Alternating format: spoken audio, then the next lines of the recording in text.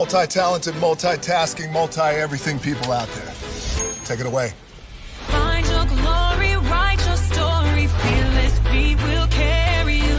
Time you own it, take your moment, be a fire burning through. Hustling from night until morning, grinding it out, it won't be long. Feel your power, it's your hour, you inspire, you are strong. Enjoy your Zoa. No applause? You're all fired. Now that you've reached the stage in your life where quality television is important, Nubian TV is a black network that speaks to your lifestyle. Nubian TV is the world's first digital network devoted to the upscale and political lifestyles of black people. Nubian TV's programming includes politics, travel, fashion, food, automotive, arts and culture, civil rights, music, and more. Watch now on Amazon Fire TV, Roku, or watch globally at nubiantv.net. Nubian TV, it's what you want to watch.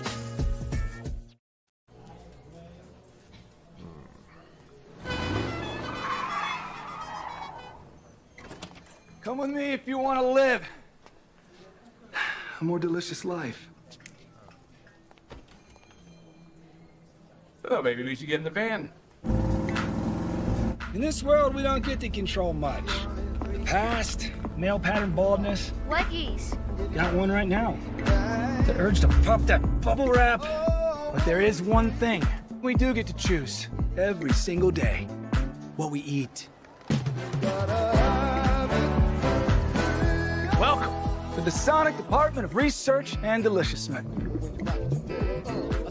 We have everything you want, didn't know you wanted, and some things you didn't know were possible. Because we believe if you're not having fun, you're not living free. So come on, let's live a little. Hey, good morning, America.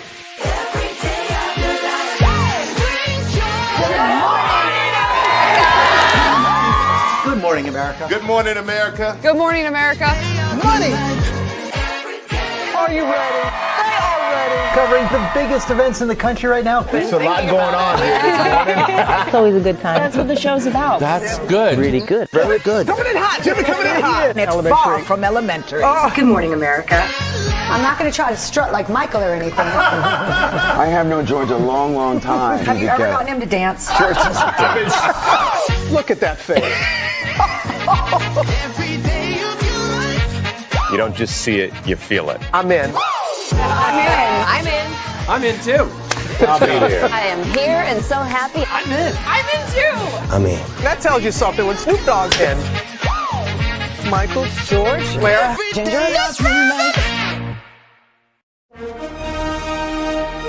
Prepare for a journey beyond imagination, beyond belief, beyond anything you've experienced before. Universal Epic Universe, a new theme park where you'll step through extraordinary portals to 5 immersive worlds. Prepare for a cosmic voyage of discovery, an isle of fire-breathing excitement, a shadowy world of monsters and mystery, new wonders in the wizarding world, and a new way to play.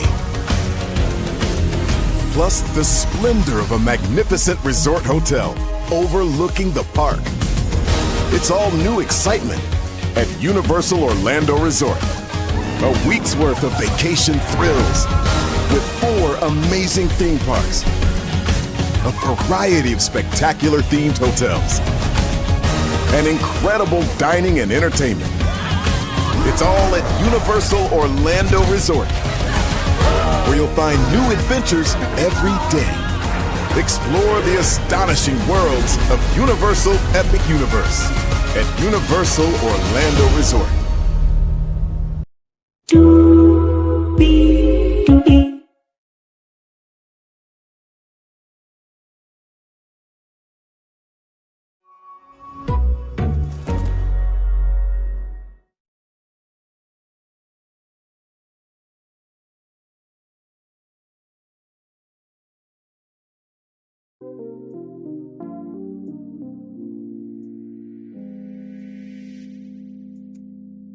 Well, hello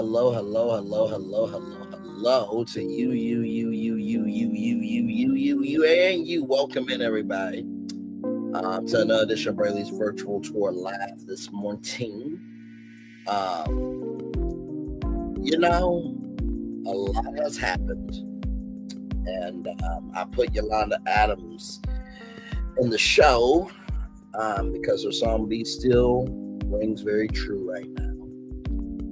We're going to talk this morning. I know at this point nobody could really care about what I have to say, but I'm always willing to have a conversation.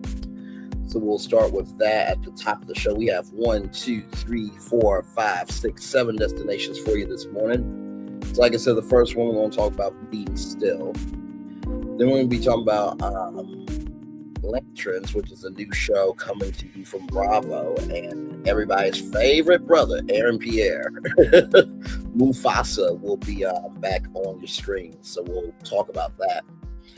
NBC has a new mobile service for their news. We'll talk about that. The CW finally might be making a profit. Joy Taylor from Fox Sports has been on the sidelines for 4 days now, mysteriously. Shrek 5, there is a teaser. Okay, so we'll talk about that. And then Essence has Hollywood House. So a lot going on here still this morning. And let's get into some things. Higher is weighing, low is available. But either way, we are live on tour. Let me take down this iconic intro here. Yes, indeed. You see the virtual tour background. Yes, you do. You hear that virtual tour music. Yes, you do. And one thing to know, two things for sure. Over here on this channel, a lot happens early. Roll. It's a new morning for America's family. Sun's coming up, so make it all that it can be. You know a lot happens early. I'm Harry Smith. I'm Julie Chen. I'm Maggie Rodriguez. Morning everywhere. Come on, get up.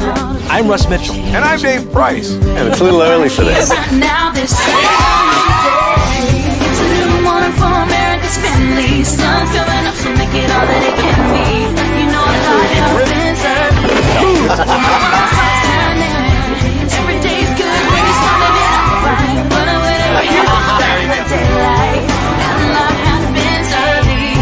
Can you feel it when I say? Good morning, everybody. Are you girls ready for the Jonas Brothers?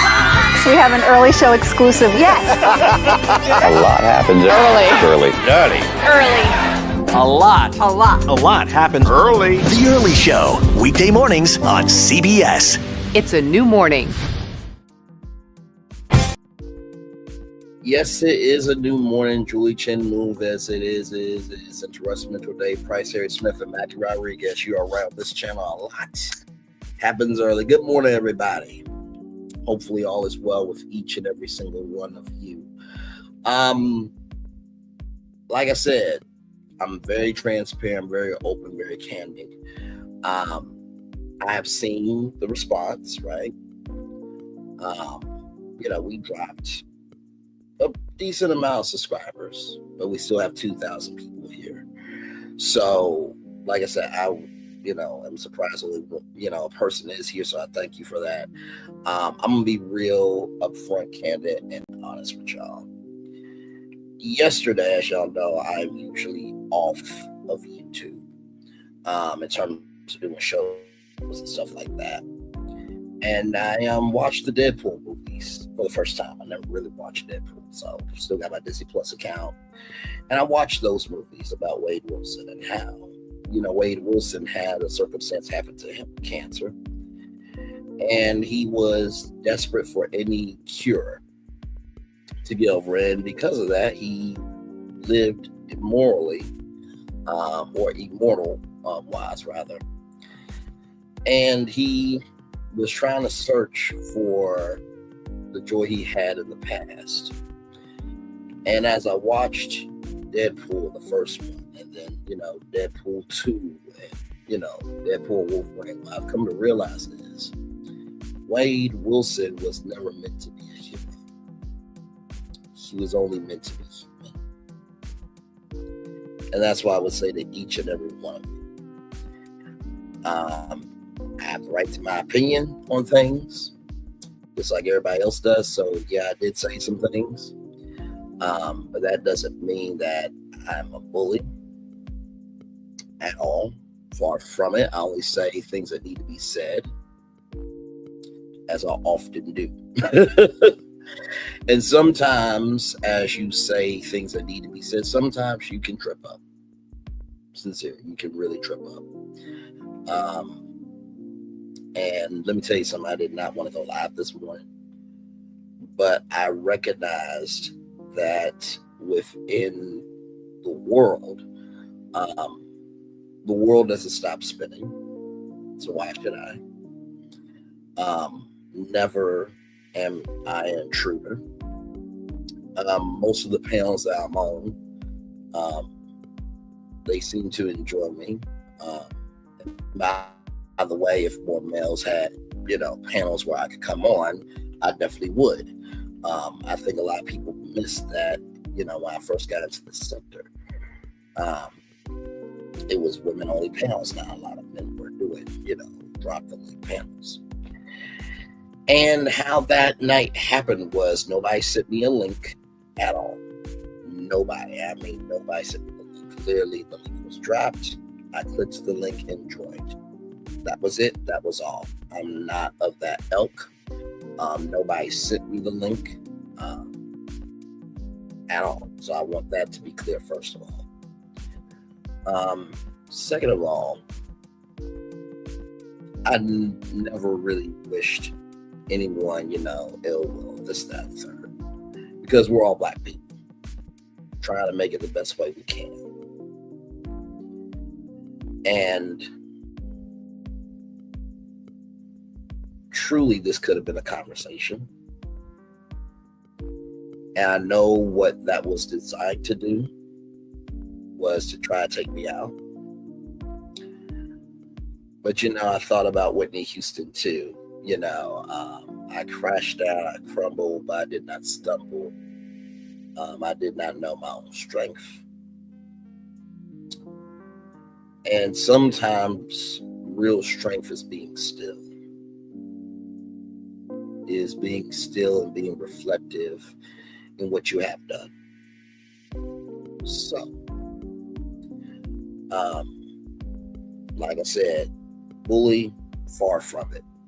I talked to my coworkers yesterday, asked them their opinion. They said, Bray, you have the right to have your opinion on things. When it comes to, what happened on Queen Sheba's live that night, and I said that word, I apologized in real time.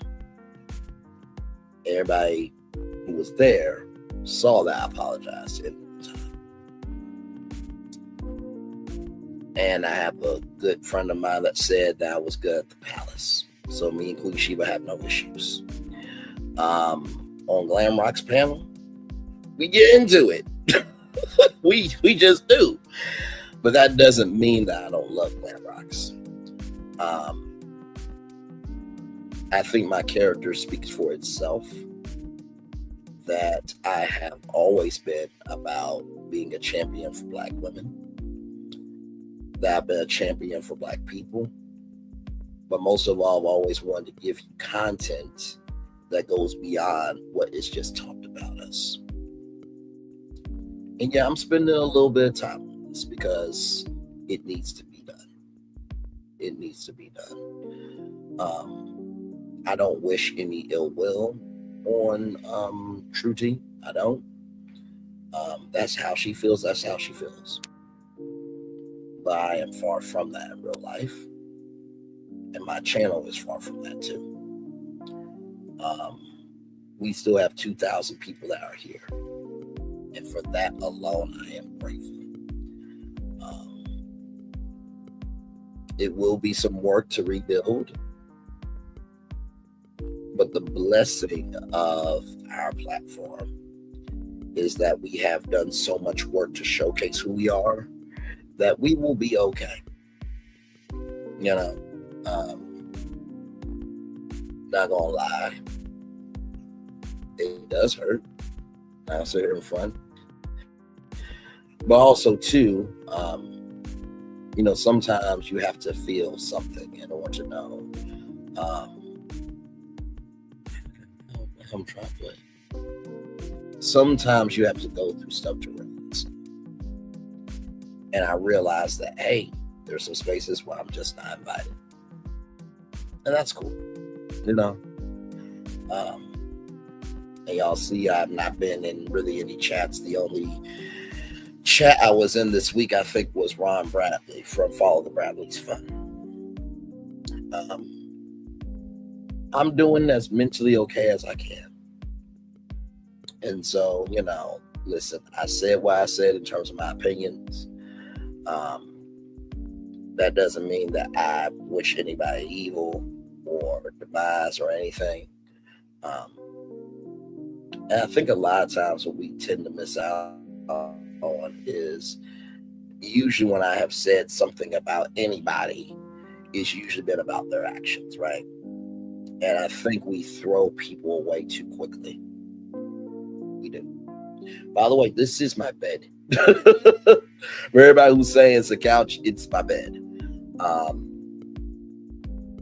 Like I said, when I first got started, my parents, they bought me this mattress topper, and it's been my bed ever since. It's got stills and well, not stills, but it's got like a frame and everything. So I don't know if you can hear it, but I'm tapping the frame. So yes, this is my bed, not a couch. And this is where I'm most comfortable. You know what I mean? Sure, I could be at a desk, but there's plenty of people that do what they want to do on YouTube. I'm not defined by, the setup. I'm defined by how I am as a person. So to everybody who unsubscribed, you got the right to do it. You know what I mean? It is what it is. I would like to think that people maybe want to reach out to me to figure out what's going on instead of just running with someone else's point of view. And I will continue the channel. So even if it's just one person like it is now, this is how I started. I still had a good time with just one person. So yeah, I wanted to address that from the top of the show because it doesn't make any sense to, delay it. Of course, y'all know Saturday I'll be doing Red and Love Sunday. I don't know if we'll be doing Through with the Team. I hope we still do because I love that show. I love Sass and Lil Paul. And my love for them goes beyond YouTube. So, and of course, I know Tea Talk with Your Girl, of course, the Silva, Chit Chat, all of them. They have the right to feel however they want to feel. So I do not want anybody to, chastise them if they don't support me. And believe me, I totally understand if they back away. You know what I mean? Because right now it looks like I am Scar from The Lion King. But really I am Simba. And sometimes I will stumble. But that doesn't mean I'm not a great lion. And so to all the content creators, I still love y'all. Still value y'all, still embrace y'all and everything in between. And by the way, I want to clarify something as well. I wasn't trying to be recognized. I really wasn't. And when I meant to say goodbye, I literally just meant like, thank God the show is over and none of us have to deal with that. That was my genuine intention. I even promoted True T's event on my channel because it was happening. And regardless of how we feel about each other, I feel like civility does matter, and that's what I was really trying to do. You know what I mean? So I don't have a bad spirit in my body, because the bad spirit that, if I had that bad spirit in my body, I wouldn't be able to have blessings in my life. So this is as humble, as honest, as genuine as I can be. And when it came to being the biggest Love Marriage Hunts film creator, what I meant by that was I'm a moderator for Melody, and I've moderated 8-hour TikTok lives, standing up for Melody with attacks from the other side. The channel was almost taken down because of that, and did the 901 videos 1 minute after each episode, season 6, did those 901 videos and the after shows. So that's what I meant. I know I'm not the biggest LMH content creator. Believe me, there are plenty of other people that do that way better than me. But I just want y'all to know from the bottom of my heart, sincerely, honestly, and true, I am sorry. I am not an intruder. I'm definitely no bully. I am only a bully to the destinations that we go to that are doing wrong. And, we all get judged by our actions, right? So if you're a public figure, you get the smoke. And I get that. But I also would like to believe, too, everybody can't have redemption.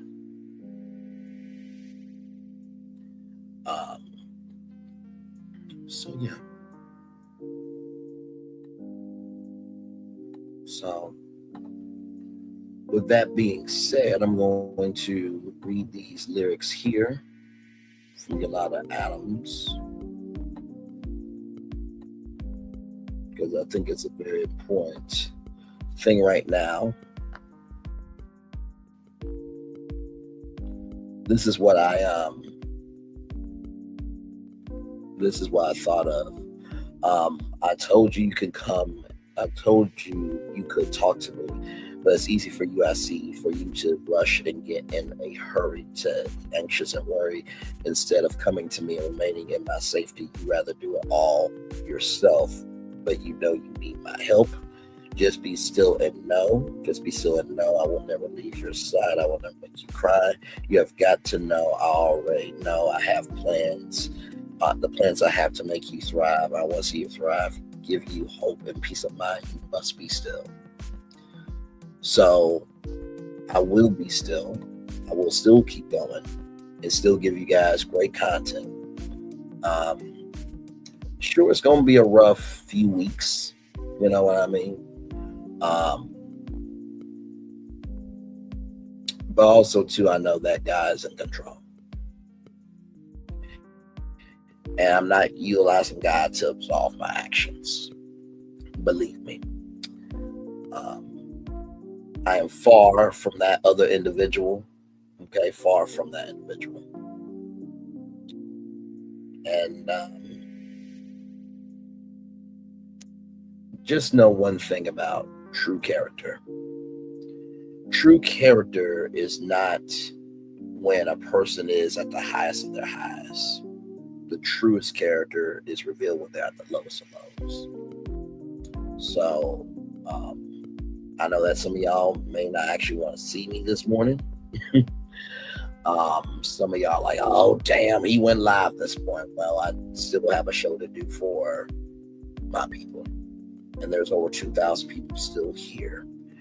And I am beyond humbled, grateful, and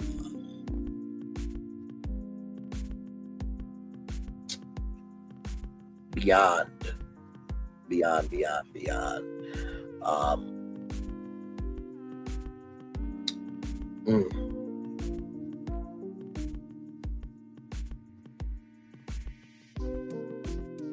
Trying to think of the last word. I'm beyond grateful, humbled, and ecstatic that there are still 2,000 people here. So, thank you. I love you. I value and embrace you all. To all the people who unsubscribe, you got the right to feel the way that you feel. But also to get to know people for yourself. And like I said before, I think the best way that I could give you my experience is Minky Finky, where she felt the exact same way. Oh, he's annoying. he's this, that, and the third. And she got to know me for herself. And that's all I ask. Those subscribers may not come back. That's their right. And the same token that they may not come back, you also have to keep forging ahead. Because God didn't stop with one person. He made a whole bunch of people. So I'm going to put that in 25, 44.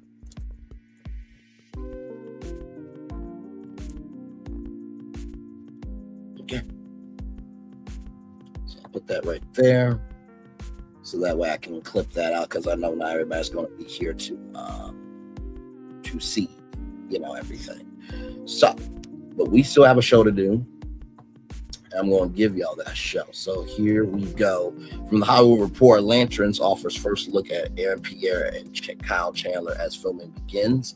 The HBO series is based on the Green Lantern comics, but will tell an Earthbound story.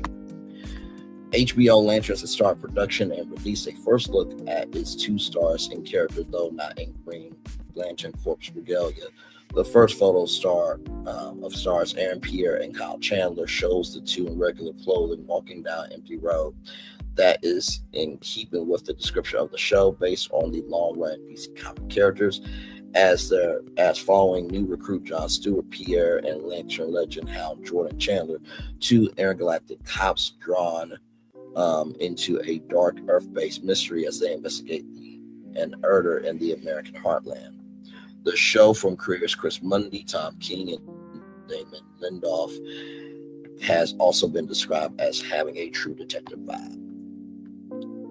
There is one hint in the first photo that Pierre and Chandler are part of a superhero story, the Green Lantern corpse ring on Hal Jordan's finger, which is right there. Right there. Let's see here. Where is it?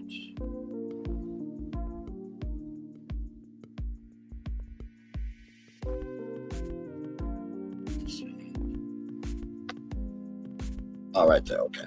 From the start, our driving force has been to deliver a layered drama rooted in nuanced storytelling and rich world building that balances tension and mystery with honest, authentic emotion, said Mundy. The goal is to create something that feels timeless and grounded without sacrificing the magic of the source material. Lantern's cast also features Kelly McDonald, Gary Dillahunt, Poran Jonathan, and Ulrich Thomason. Warner Bros. Television DC Studios are producing Lanterns. Mundy Ozark is the showrunner for the series and co-wrote the 8-episode season with Eisner Award winner King and Lindelof. Watchmen Lost. James Hans is directed the first 2 episodes. All 4 are executive producing alongside DC studio heads James Gunn, Peter Safran, and Ron Schmidt. Stephen Williams, Watchmen, Jita Van Patil, House of Dragon, and Al Shavo Ozark will also direct. You know what? I think that this is a good idea, because with DC, hey, who said that? Good to see you, my friend. Glad to have you here. With DC, right? I think DC has never been able to do really good storytelling because they have never done really good world building. I mean, of course, you know, the Justice League, of course, you know, there's Wonder Woman, and then there's the Green Lantern, Superman, Superwoman, and all of them, right?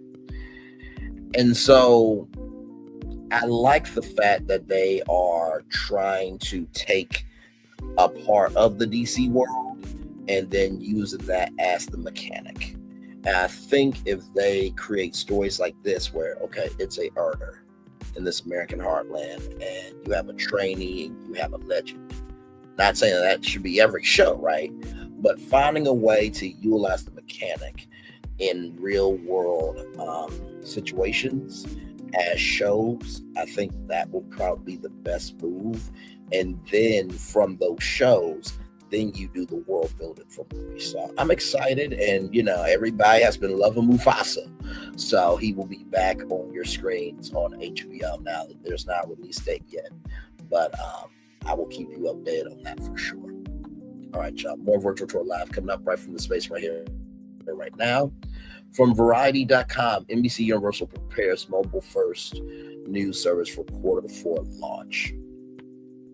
NBC Universal is working on what its top news executive called a mobile-first news outlet that expects to launch in the fourth quarter of this year. Speaking at an event organized by Simba, Cesar Kanad, chairman of NBC Universal's news operations, said the service might be serving up short-form and long-form video from NBC News anchors and correspondents. Its debut will mark the latest in a series of products the organization has created since Kanad took his current role in 2020. It's likely aimed at a new generation of viewers who get more information from video services such as TikTok or YouTube.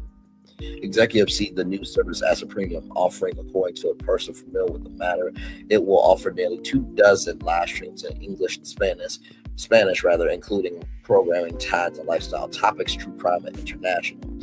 It will feature original video content from NBC News talent around the world, as well as on-demand access to top programs such as Today and Meet the Press, as well as access to a library of NBC News podcasts. The news service would add to a recent series of subscription products from NBC Universal News properties. In recent weeks, CNBC launched a subscription-based streaming outlet that delivers its various feeds from broadcasts around the world, and today debuted an app that offers content tied to fitness and nutrition. Kanad had said that he has encouraged employees to think about audio commerce and broadband. The service is getting ready for a younger generation. The service is being readied as a younger generation that gets more information from individual sources. About 52% of TikTok users, a figure that is equivalent of 70% of all U.S. adults, say they regularly get news on the platform, according to the Pew Research Center. What is more, about 1 in 5 Americans and 37% of adults under 30 indicate they regularly get their news from influencers on social media, according to a 2024 Pew survey. These influencers are most likely to be found on Twitter, but also on Instagram or YouTube. NBC News has launched an array of different offerings in recent years, many of them tied to new behaviors from young audiences. There's a streaming outlet devoted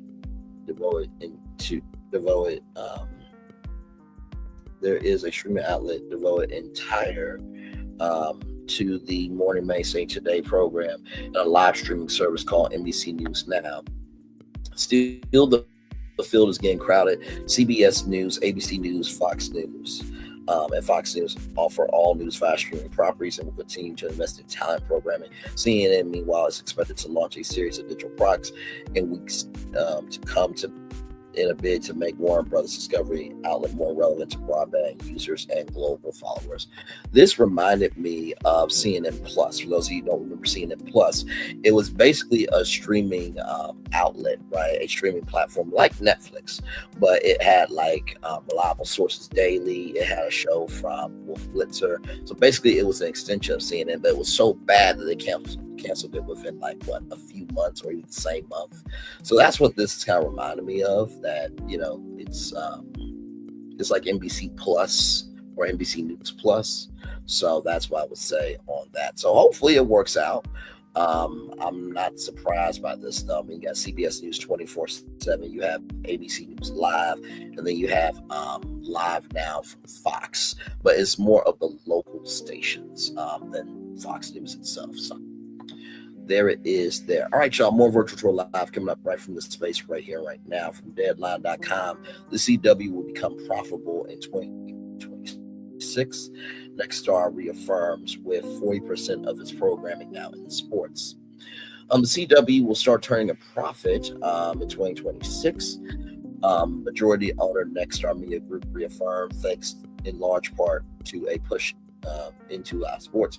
During 2025, we will reset affiliation agreements representing more than 2/3 of the CW subscriber base. Nexstar President and Chief Operating Officer Mike Bard said during the company's fourth quarter earnings call that move will boost results in the fourth quarter and the first quarter of 2026. He added, consistent with our prior guidance, we anticipate the impact of these resets on our advertising trajectory will enable the CW to achieve profitability during 2026. Bernard said. Formerly a 50-50 joint venture of the corporate parents of CBS and Warner Brothers, the network was taken over by Nexstar in 2022 after the local TV giant acquired a 75% stake. Paramount Global and Warner Bros. Discovery each maintained 12.5% positions in the network. After the Nexstar deal closed in October 2022, executives issued a forecast profitability within 3 years. The overhaul of programming at the CW has been a key driver of results on the bottom line, Bernard said, along with laying off a number of senior executives. Lowering overall cost of the network has made a dramatic shift towards sports and unscripted fare. In 2025, it will air about 400 hours of sports and sports adjacent fare, accounting for about 40% of total programming time, a dramatic change from the old CW, which had no sports program whatsoever, Bernard said. In 2025, we are seeing our new programming investments start to pay dividends, the exec said. While sports rights are often expensive, y'all, it's about $1 billion just to have the rights to NFL games. I'm not joking. Like, even with the NBA, and y'all remember the NBA contracts with NBC, ESPN, and TNT, right? So TNT lost the rights, but they also are going to have Inside the NBA licensed on ESPN, but it'll be run by TNT Sports. So the rights that gets into the billions of dollars, that's where the real money is, sincerely. The CW has sought out more affordable offerings. It has established itself in the marketplace. Its portfolio has included college football and basketball, NASCAR's Xfinity Series, a junior circuit of the stock car racing mainstay, and similar up-and-coming subsidiary of the WWE in WWE NXT. In the prior setup, the CW had been positioned as a wide audience vehicle for younger skewed scripted dramas, gaining audience for them on the way to their main payday in streaming. Nexstar was able to engineer the acquisition of its controlling stake for no upfront cash, agreeing instead to absorb the network's debt and making it a synergy play with its leading portfolio of local stations. Prior to the deal, Nexstar already operated a large set of CW affiliates of any station owner. It will have taken more than 20 years, 2 decades, to finally obtain a mere profitability. Nights, I'm sure the spirits of the WB and UPN will cower in fear that the ghosts of the CW won't be joining them until at least 2027. Man, while I'm a sports fan, I hope they continue to have some good scripted shows too. Need to add in the original comedy. They won't. They fire the entire scripted department. If they show anything scripted, it will be cheap stuff they bought they'll bought complete from foreign countries. And that is true. Most of the time when it comes to new content, especially in the unscripted world, it will come from the United Kingdom, and also too, scripted content as well. There's this platform called BritBox. For those of you who don't know, it's a British platform, but they have British scripted dramas and the great British Bake Off and all that type of stuff. So there is that there for you all. So we're going to take a little commercial break, and when we come back, we have Joy Taylor on deck. Yes, from Fox News, not from Fox News. We just talked about Fox News, obviously, but from Fox Sports. So we will talk about her. Shrek 5 is coming out. Very excited about that. We're going to watch the teaser. And then Essence Hollywood House. So a lot going on here still on Virtual Tour Live. Like, comment, share, subscribe. We'll be back right after this roll.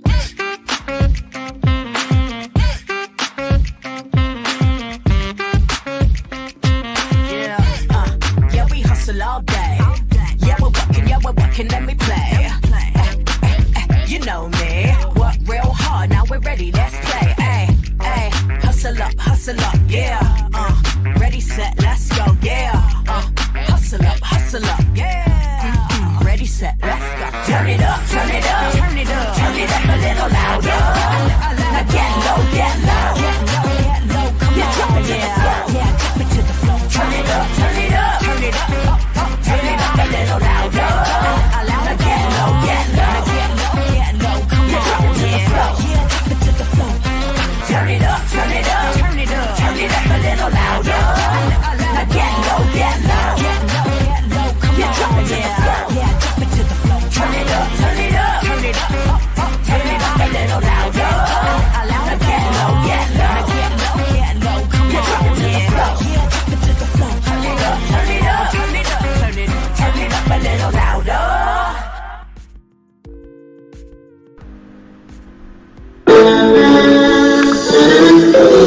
Sweet boy and blue, one look at you, and it was plain to see you were my destiny.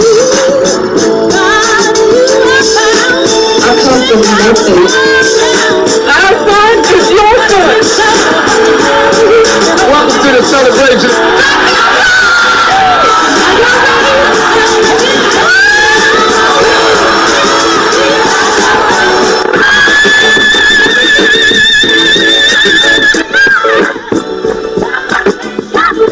We all we got.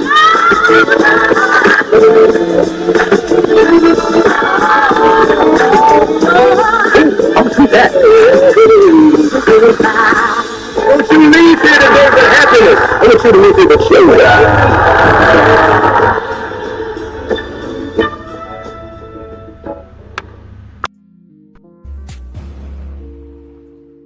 Each of you are in a relationship with somebody you have never met before. We have been chit-chatting for about 5 months. We have been together for 4.5 years now. I'm gonna go meet my man. I'm just hoping that he likes me in real life. I've been keeping something from you.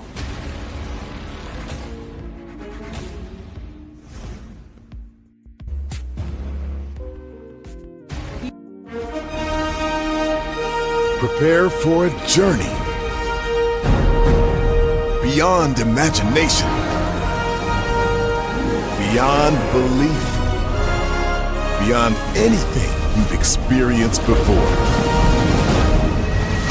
Universal Epic Universe, a new theme park where you'll step through extraordinary portals to 5 immersive worlds.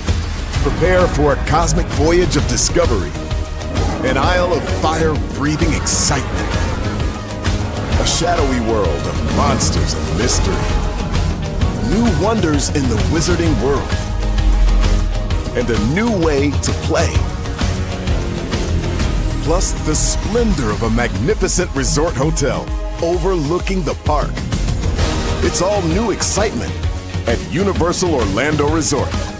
A week's worth of vacation thrills with 4 amazing theme parks, a variety of spectacular themed hotels, and incredible dining and entertainment. It's all at Universal Orlando Resort, where you'll find new adventures every day. Explore the astonishing worlds of Universal Epic Universe at Universal Orlando Resort.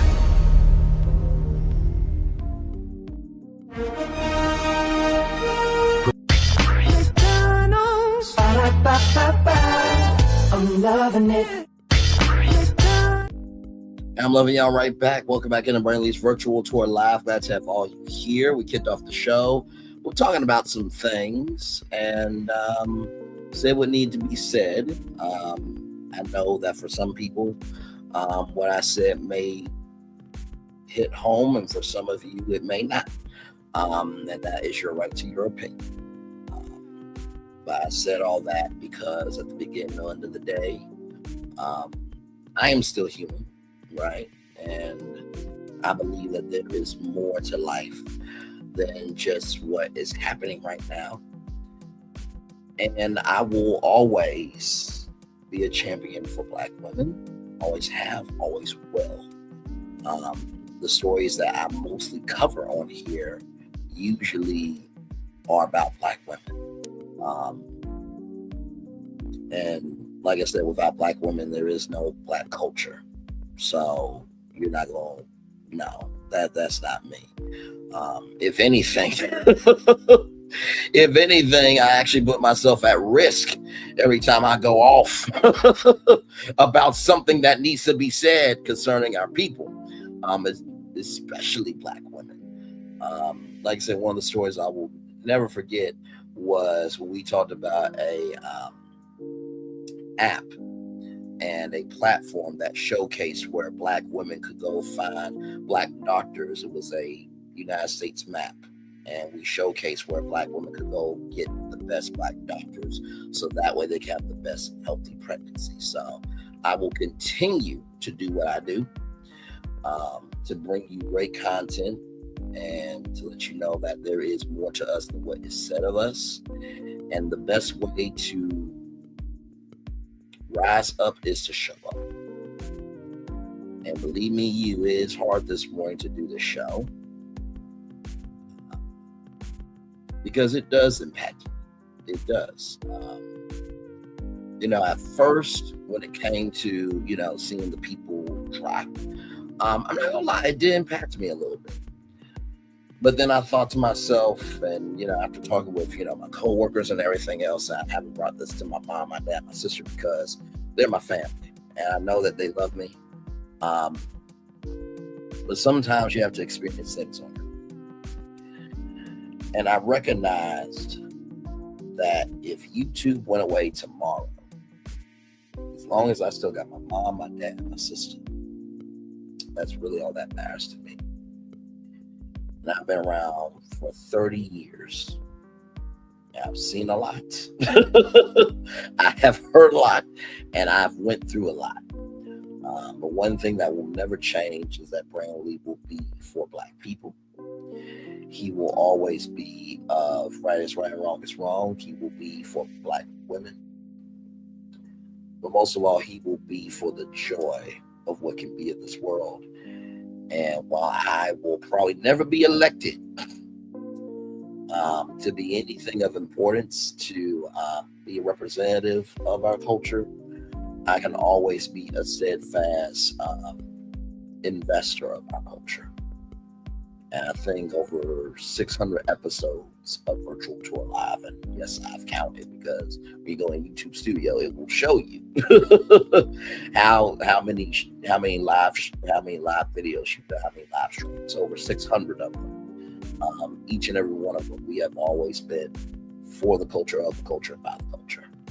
That's why I say that this is the place where conversation gets its soul. Now, of course, that was created off of the actually, you know what, I'll show you, because this is our show still. And I don't mind my show on this, because this is one of my all-time favorite commercials here.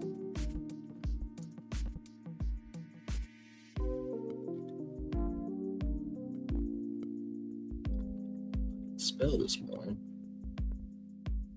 There we go. That's the one I'm looking for.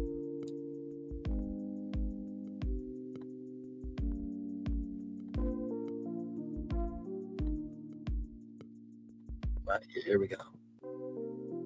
Ain't no mountain high, ain't no valley low. Detroit is all about the sound and the drive.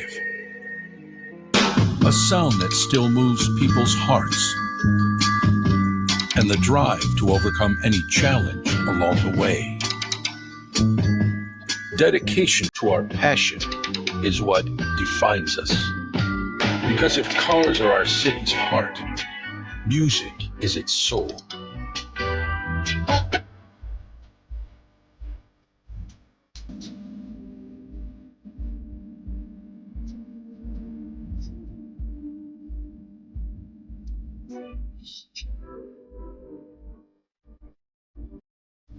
We are Motown, and this is what we do. A tribute to the Motor City's heart and soul. Ain't no that is my dream car right there. And when, you know, that announcer said that, you know, music, you know, if cars are our city's heart, music is its soul. So that's where I came up with, you know, this is where conversation gets its soul, because I was so inspired by that commercial. So just know that energy will still be on this channel. This is just a really, really, really, really, really big bump rather in the road. But I'm still driving. And like I said, if everybody was defined by one thing, there would never be any redemptions. So like I said, to all of you who are still here, I love you, I value you, I embrace you all. Sincerely, it does not go unnoticed. And if you do unsubscribe, it's your right. Because at this point, I know that the assignment is bigger than me. And I did say this was going to prove who's a real content creator, who is not. And I'm always about my business, if for nothing else, for the people. Because we got bigger issues. Our voice is being taken out through policy and taking away resources that can help us be better. And we got some people fighting, like Delta Airlines. I saw an Instagram post that Delta Airlines is still going to be doing their diversity, equity, and inclusion initiatives. So shout out to Delta Airlines. And speaking of that, the technology for, you know, Zoom and StreamYard, everything else, there is a very, very big news story. Some breaking news I just got on my phone. I'm going to share with all of you. Skype is ending. Skype is ending. From TechCrunch.com, Microsoft hangs up Skype service to shut down on May 5th, 2025, after kickstarting the market for making calls over the internet. Over 23 years ago, Skype is closing down. Microsoft, which acquired the messaging and calling app 14 years ago, said it will be retiring it from active duty to double down on Teams. Skype users will have 10 weeks to decide what they want to do with their account. It is not clear how many people are impacted. The most recent numbers that Microsoft has shared were in 2023, when it said it had more than 36 million users, a long way down from Skype's peak of 300 million users. We know that this is a big deal for our Skype users, and we are very grateful for their support of Skype and all of the learnings that have factored into Teams over the last 7 years.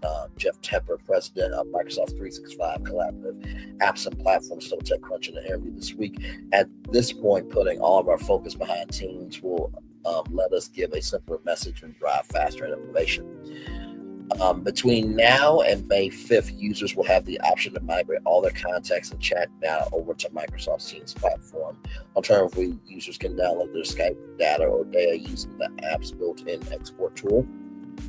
The business case. The news will come as little surprise to those who have followed Skype in the recent years. In many ways, the writing was on the wall in 2016 when Microsoft debuted Teams. When Microsoft had launched a specific Skype for Business product in 2015, Teams Sentinel arrived a new direction for Microsoft in the cloud communication space. Many liken Teams to a Slack clone, but the bigger ambition was to build a platform that would give space for collaboration and communication across a wide range of Microsoft and other apps that included video and text chatting, a direct overlap with Skype. Microsoft then revealed plans to phase out Skype for Business in 2017, concluding those efforts 4 years later in 2021. That same year, Microsoft selected Teams as the integrated communications app of choice for on Windows 11, relegating Skype to the sidelines. Fast forward to December of 2024, TechCrunch reported that Microsoft had stopped letting Skype users add credits to their accounts or buy Skype numbers instead, or by Skype phone numbers, pushing users to monthly subscriptions and Skype to phone plans instead. And so this takes us to today's news. Certainly the end of a brand and company that was one of the first big tech startups to launch out of Europe in the dual phase of that. Skype's death knell comes 2 years after Microsoft started rolling out an entirely rebuilt architect Teams desktop and web app. In those 2 years, 10% consumer calling minutes in Teams have grown fourfold, though he declined to say how many consumers make up his 320 million user base. It's at a high enough scale that we feel great about the app Teams for personal use, 10%. We feel that we have the mileage under our belt on the adoption by consumers who are using Teams in their personal lives. We have thought about shutting down Skype for a while, but we really felt that the product had to show the end user adoption with consumers telling us it was ready. At Microsoft, believes that consumers are now ready. User numbers. While Skype ushered in a new era of internet-based communication, starting with voice before expanding to video and file sharing, the arrival of smartphones and the swath of new messaging apps have taken a toll on Skype's user count throughout the years. For context, WhatsApp has sailed past 2 billion users in 2020. When Skype filed for IPO in 2010, it revealed 560 million registered users and 124 million monthly active users. But rather than going public, in the wake of its spinoff from eBay, which it had acquired in 2005, Microsoft tabled an $8.5 billion bid for Skype in 2011, grew the platform to a peak of 300 million users in 2013. Microsoft hasn't made a habit of breaking out Skype user numbers in sequential years, though it has teased the occasional data point. At the start of the pandemic in March of 2020, the company revealed Skype had grown 70% month on month to 40 million daily users as people sought ways to stay in touch with loved ones during lockdown, a trend that's generated similar surges in rival platforms such as Zoom. The most recent update Microsoft provided was via a blog post published in early 2023, announcing the integration between Skype and its Bing search engine, where it revealed that more than 36 million people use Skype daily to connect through phone calls and chats globally. The long and short of this, though, is that Teams' growth and Skype's flatlining is one reason Microsoft reckons now is a good time to go all in on Teams. Skype took a huge bump, as did Teams during the pandemic, and Skype has largely been pretty stable in the last couple of years. 10%. We felt the time and feedback was as such that we could make a move. Phone home. Microsoft is encouraging users to move over Teams free. This offers additional features not available on Skype, such as calendar integrations, but Teams free lacks other key features that were hallmarks of Skype, specifically phone call functionality that allowed users to call mobile and landline numbers as well as receive phone calls with a Skype phone number. Microsoft began depreciating these services back in December, preventing users from adding any further cred to their accounts, while also putting a halt on buying Skype numbers. Users were still able to make calls to phone numbers with a valid monthly subscription or any remaining credit they have, but the subscription renewals will come to an end on April 3rd. For legacy users who still have credit in their accounts, Microsoft will be making a Skype dial pad available both in the Skype web portal and in Teams for an indefinite period. We will support this as long as users have credit and they are using this functionality, Microsoft Vice President of Product Amit Foley told TechCrunch. Despite the enterprise incarnation of Teams offering phone call functionality, Foley confirmed that Teams Free won't support PSTN, public switch telephone network services, mostly because of shifting consumer trends. We've been looking at the usage of telephoning for a while on Skype, and patterns have changed, usage has changed, and this is a step towards that, he said. People have mobile dial plans, and when this telefunctionality came out many years ago, that wasn't the case. System migration. During the transition period, Skype users will be able to download the Teams app and log on with their Skype credentials and with all their chats and contacts migrating automatically. The Skype app itself will continue to work in tandem through May 5th, 2025. Alternatively, users will be able to export their data, though in reality there likely isn't all that much they'll be able to do with it in terms of importing it anywhere else.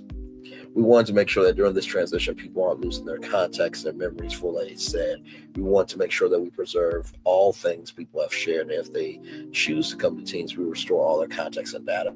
If a user takes no action by May 5th, Skype says it will retain user data until the end of the year, after which will be deleted.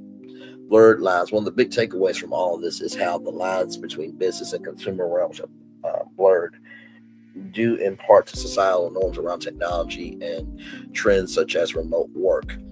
Skype began as a consumer product that spread into the business sphere, while Teams began as a business product that said into consumer. Teams today, though, still feels like a business product, particularly due to its name. Do family and friends really see themselves as part of one big team?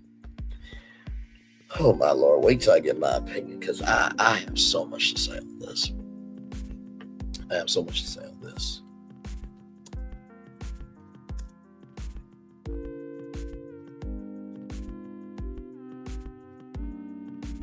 Okay, right there.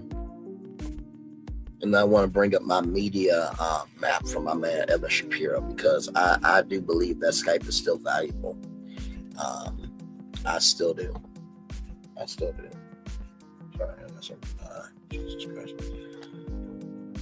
Okay. So we'll look at that here in just a minute. We'll get back to this. Tepper, for his part, doesn't see this as a problem, given that many of his existing products already transcend use case boundaries. I think a lot of people make the transition from Skype to Teams. He said, if you think about Word, Excel, PowerPoint, those brands work for business and personal use for people. We have kids and parents doing their homework on Word and budgets and Excel. So we have a good precedent about our tools being used in their personal and work life. Well, here's the thing. For some odd reason, right? Hey, Aries Girl Podcast. Love you, my friend. Thank you.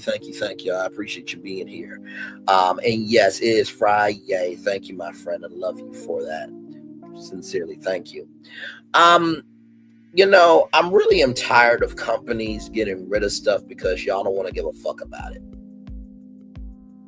I really am tired. This woman right here, this is a black woman right here, Marion Croak. She's an American engineer known for her voice over IP related inventions. Croak worked for 3 decades at Bell Labs and AT&T. So she was the person that came up with this technology where, guess what? Right here it says, in fact, it's the very technology used by popular companies like Skype, Magic Jack, Zoom, Vantage, and more. So this black woman right here created the platform for Skype to rise. And I sincerely don't get why Microsoft just can't sell it. I really don't. I think that, Fanbase, which is a black-owned social media platform, I think that they would do great with this. Because here's the thing, right? Fanbase, yes, it's got audio, it's got video, you can post, you can live stream, right? But now imagine, if you will, Skype being the only black-owned, right? Being the only black-owned, communications platform. So imagine, Zoom and StreamYard, all these other things, right, that are predominantly white-owned. Imagine having our own black-owned communication system, right? And I think that would be a great legacy for Skype. So if I go to my media mind map here, and there's a lot of people that can use Skype. I'm just going to keep it a buck. Because Google has Google Meet, so they're not going to take it. Now, I will say, I'm looking.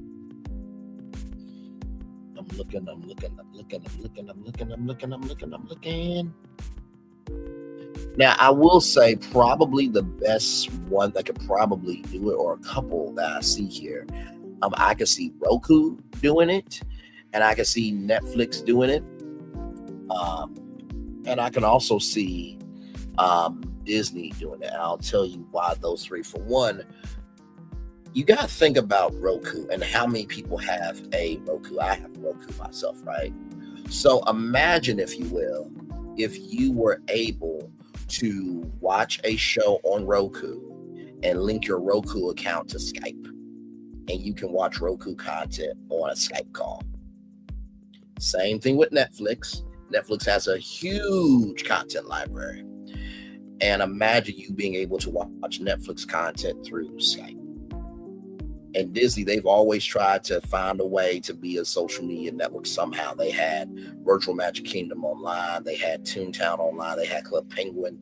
So imagine being able to watch Hulu content, ESPN content, Disney Plus content through Disney on Skype.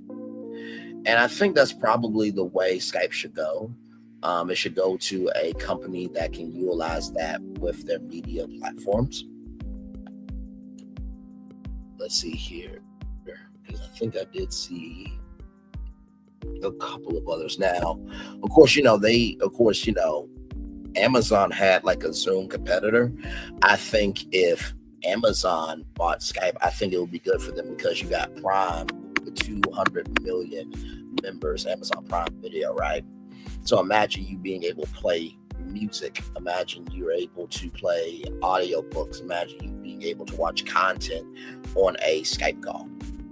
So I think that's probably the way it should go. I don't think that, Skype should go away. Just like Internet Explorer. I think that Internet Explorer should have transitioned to internetexplorer.com as a news site. I think it would have been cool to work for the Internet Explorer as a media brand. So I would just like Microsoft just to think about the history. I'm glad that you're able to transition, over your contacts and everything else. But I really do wish that companies would just be still before making idiotic decisions like this. Because I've seen the Microsoft Teams app. It's on my laptop. But I don't think people are going to be using Teams in their everyday life. I mean, if they use Teams in their everyday life, it will be more of, okay, we got to figure out how to do it. But Skype has a huge history. And not to mention, too, 36 million people is still an audience. It is still an audience. 36 million people, that's still an audience. And honestly, too, if Skype really wanted to do it, they probably could do Skype Live and have content creators come over to Skype and make live shows like this on Skype. There's so many different ways that Skype could go with this. So I do hope it's not lost in the sauce for sure. All right, y'all. More Virtual Tour Live coming up right from this space right here, right now. I literally saw that story on my phone. Like, really? Is this what we're doing? So that made me sad. But this just made me happy.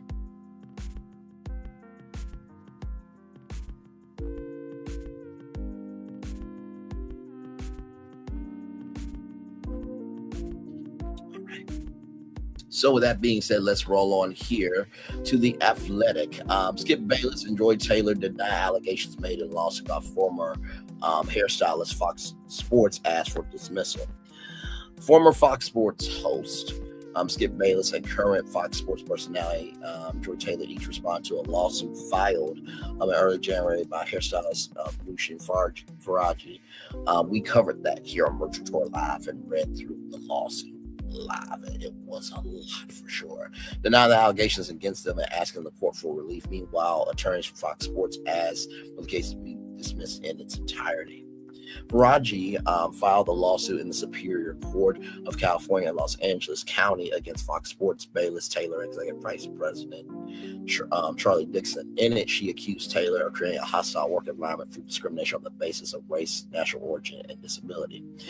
Said Bayless, the former host of Undisputed, and propositioned her for intercourse multiple times, including offering her $1.5 million. She also accused him of verbal harassment and inappropriate physical contact during haircuts. Faraji accused Dixon of sexual battery and said that Taylor told her to get over it, but Faraji told her about Dixon allegedly groping her. A response filed by Bayless' attorney on that Tuesday, before this article came out, said that Faraji consented by words or conduct to the conduct Faraji alleged, also argued that Faraji was not entitled to recover damages to the extent that any purported emotional distress or pain and suffering damages allegedly suffered by a plaintiff was caused by any pre-existing psychological or medical conditions. Bayless' attorney did not respond to a request for comment. In Taylor's response, her attorney says Faraji was not a qualified person with a disability as defined by relevant law, nor regarded as a person with a disability. In the January lawsuit, Faraji accused Taylor of mocking her in English and complaining about Faraji's humming, which the plaintiff said was involuntary subconscious coping mechanism for diagnosed PTSD. This story infuriates me so damn much. And we'll get to why. A spokeswoman on behalf of Taylor told the Athletic Faraji, including Taylor, the complaint was an attempt to leverage media attention and public perception to extract financial gain. Claims that forth against Ms. Taylor are devoid of merit and appear to have been strategically framed to create unwarranted publicity rather than to seek legitimate redress, the spokeswoman said. Ms. Taylor denies each and every allegation against her as set forth in plaintiff's complaint to the extent they allege any wrongdoing, liability, or retirement to relief. Faraji's attorneys did not respond to requests for comment. Attorneys for Fox Sports also denied the allegations in their response. They wrote that Fox Sports exercised reasonable care to prevent and correct any unlawful harassing or retaliatory workplace conduct allegedly experienced by plaintiff, including implementing clear procedures to report any instances of harassing or retaliatory content. Plaintiff unreasonably failed to take advantage of any preventive or corrective opportunities provided by defendants or to avoid harm otherwise. Thus, plaintiff's claims are barred. They continue. On February 3rd, sources briefed on the matter told the Athletics' Kay Shrek and Andrew Marchand that Dixon has been replaced on administrative leave. How convenient. In a separate complaint from Raji's former Fox Sports anchor and reporter Julie Stewart Binks alleged Dixon asked her to come to his hotel room following work with me and pushed her against a wall, pinning her arms and forcibly kissed her in January 2016. So here is why I'm so pissed at this, right? First of all, when we read the lawsuit, it was very detailed, right? And there was a colleague that wanted to come out on behalf of Ms. Faraji. Number two, to Joy Taylor's point, apparently her and Ms. Faraji were friends for a long time, and then she wanted black women to do her hair. Ms. Faraji did the background singer's hair of CeeLo Green's A Cute video, right? And not to mention, too, it was reported that she had PTSD. So you are negating her pain for your client. And this has been documented because Marcus Wiley also said that he's also heard rumblings too.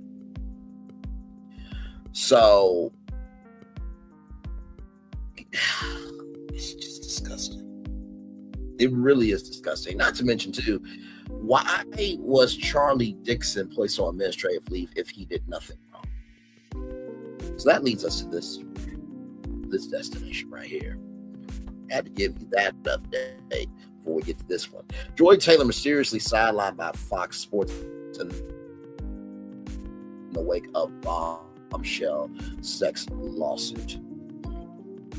Reports claim that Joy Taylor has been sidelined by Fox Sports after the Fox Sports 1 host missed 3 straight episodes to speak this week. Taylor, who typically fronts the Fox Sports 1 talk show, was not on air for any of Monday, Tuesday, or Wednesday's episodes, prompting questions about her absence. Neither Taylor nor Fox Sports have made any public comments on the issue, but according to Front Office Sports, the network has sidelined the host. Really? Why would you sideline a host that is very worthy with the fans or has good fanfare with the fans if she did nothing wrong? Do y'all see how not smart y'all are at Fox Sports? But let's roll on. It comes just weeks after she was accused of using sexual relationships with ex-NFL Dixon to further her career, according to a bombshell lawsuit. Taylor was also alleged to have used her sexuality to get on a show in 2020 when she saw a spot on Ochel's program Speak. She denied each and every allegation against her. 38-year-old typically presents the show alongside former NFL star Keyshawn Johnson and ex-NFL, ex-NBA player Paul Pierce.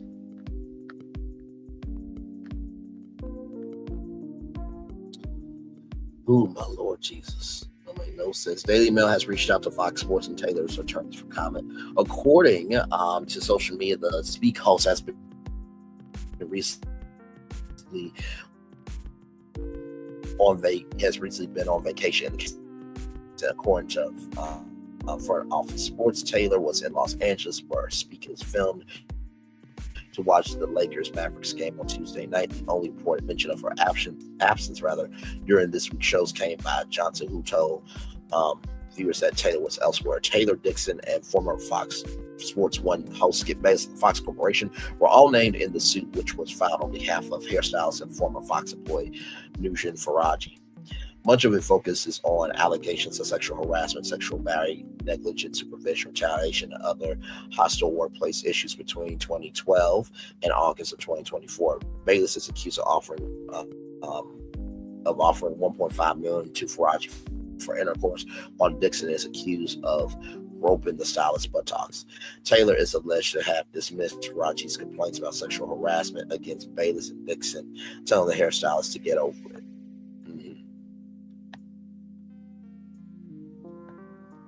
Earlier this month, a spokesperson for Taylor told The Atlantic the claims set forth by Ms. Taylor are devoid of merit, appear to have been strategically framed to create warranted publicity rather than speak. Ms. Taylor denies each and every allegation against her as set forth in plaintiff's complaint to the extent they allege any wrongdoing, liability, or retirement to relief. Bayless' attorney has claimed Faraji consented by words of conduct to actions as she alleged. No, okay. Hang on. Dixon was reportedly placed on leave by Fox aftermath of the allegations. So here's the thing, right? For those of you, hey, Somalian Queen, how are you? I'm doing okay. I addressed it from the top of the show. And, I'm doing okay. I'm still on tour. I'm talking about Joy Taylor right now, making it do what it do. I gave my response all the way to 25:44. So I will probably cut that out and upload that as my response.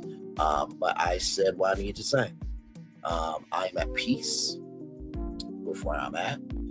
I told people, with Tea Talk with Your Girl and Sassy TV from the L3 and Lil Paulette and Chit Chat with QT and the Silva and anyone and everyone, right? I've never asked for anybody to defend me, okay?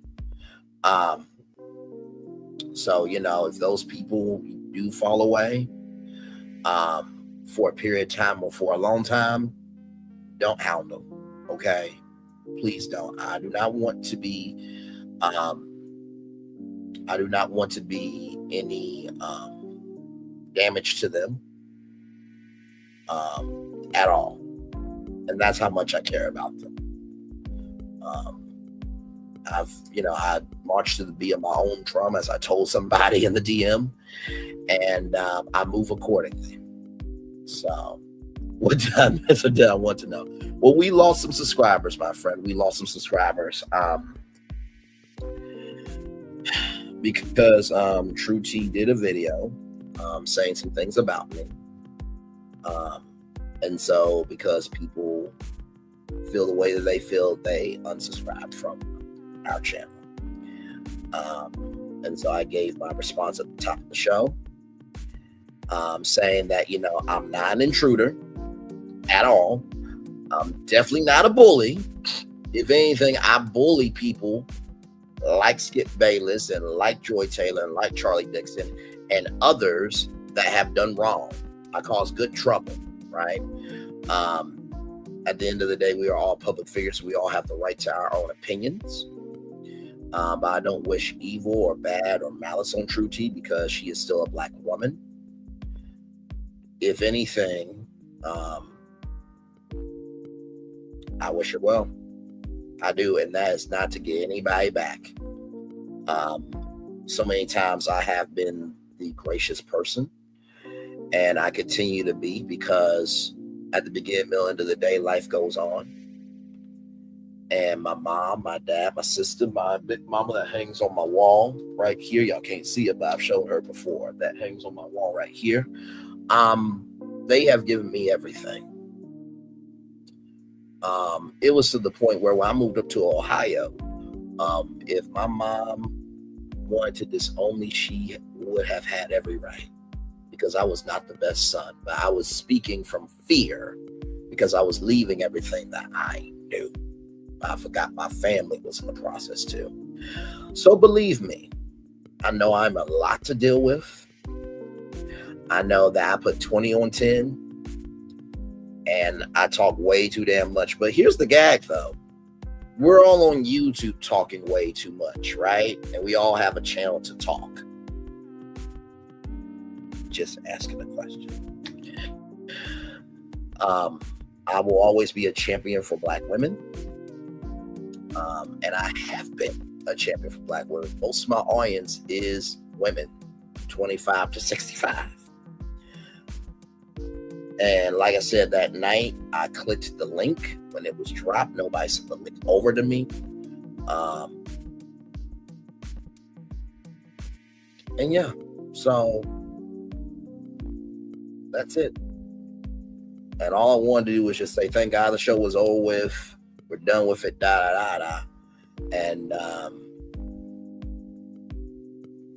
And when it came to the biggest content creator of LAMH, I know I'm not the biggest, okay? What I meant by that was in terms of support, because I'm probably one of the biggest males, biggest men that has support Melody Cherie through and through, to the point where the channel is almost taken down. Moderating her TikTok lives for 8 hours,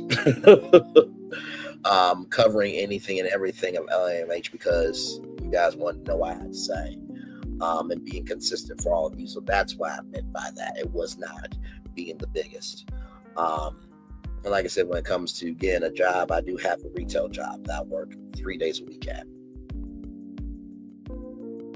And by the way, we still have over 2,000 people, which I am so grateful, humbled, and enthusiastic about, that people are still here.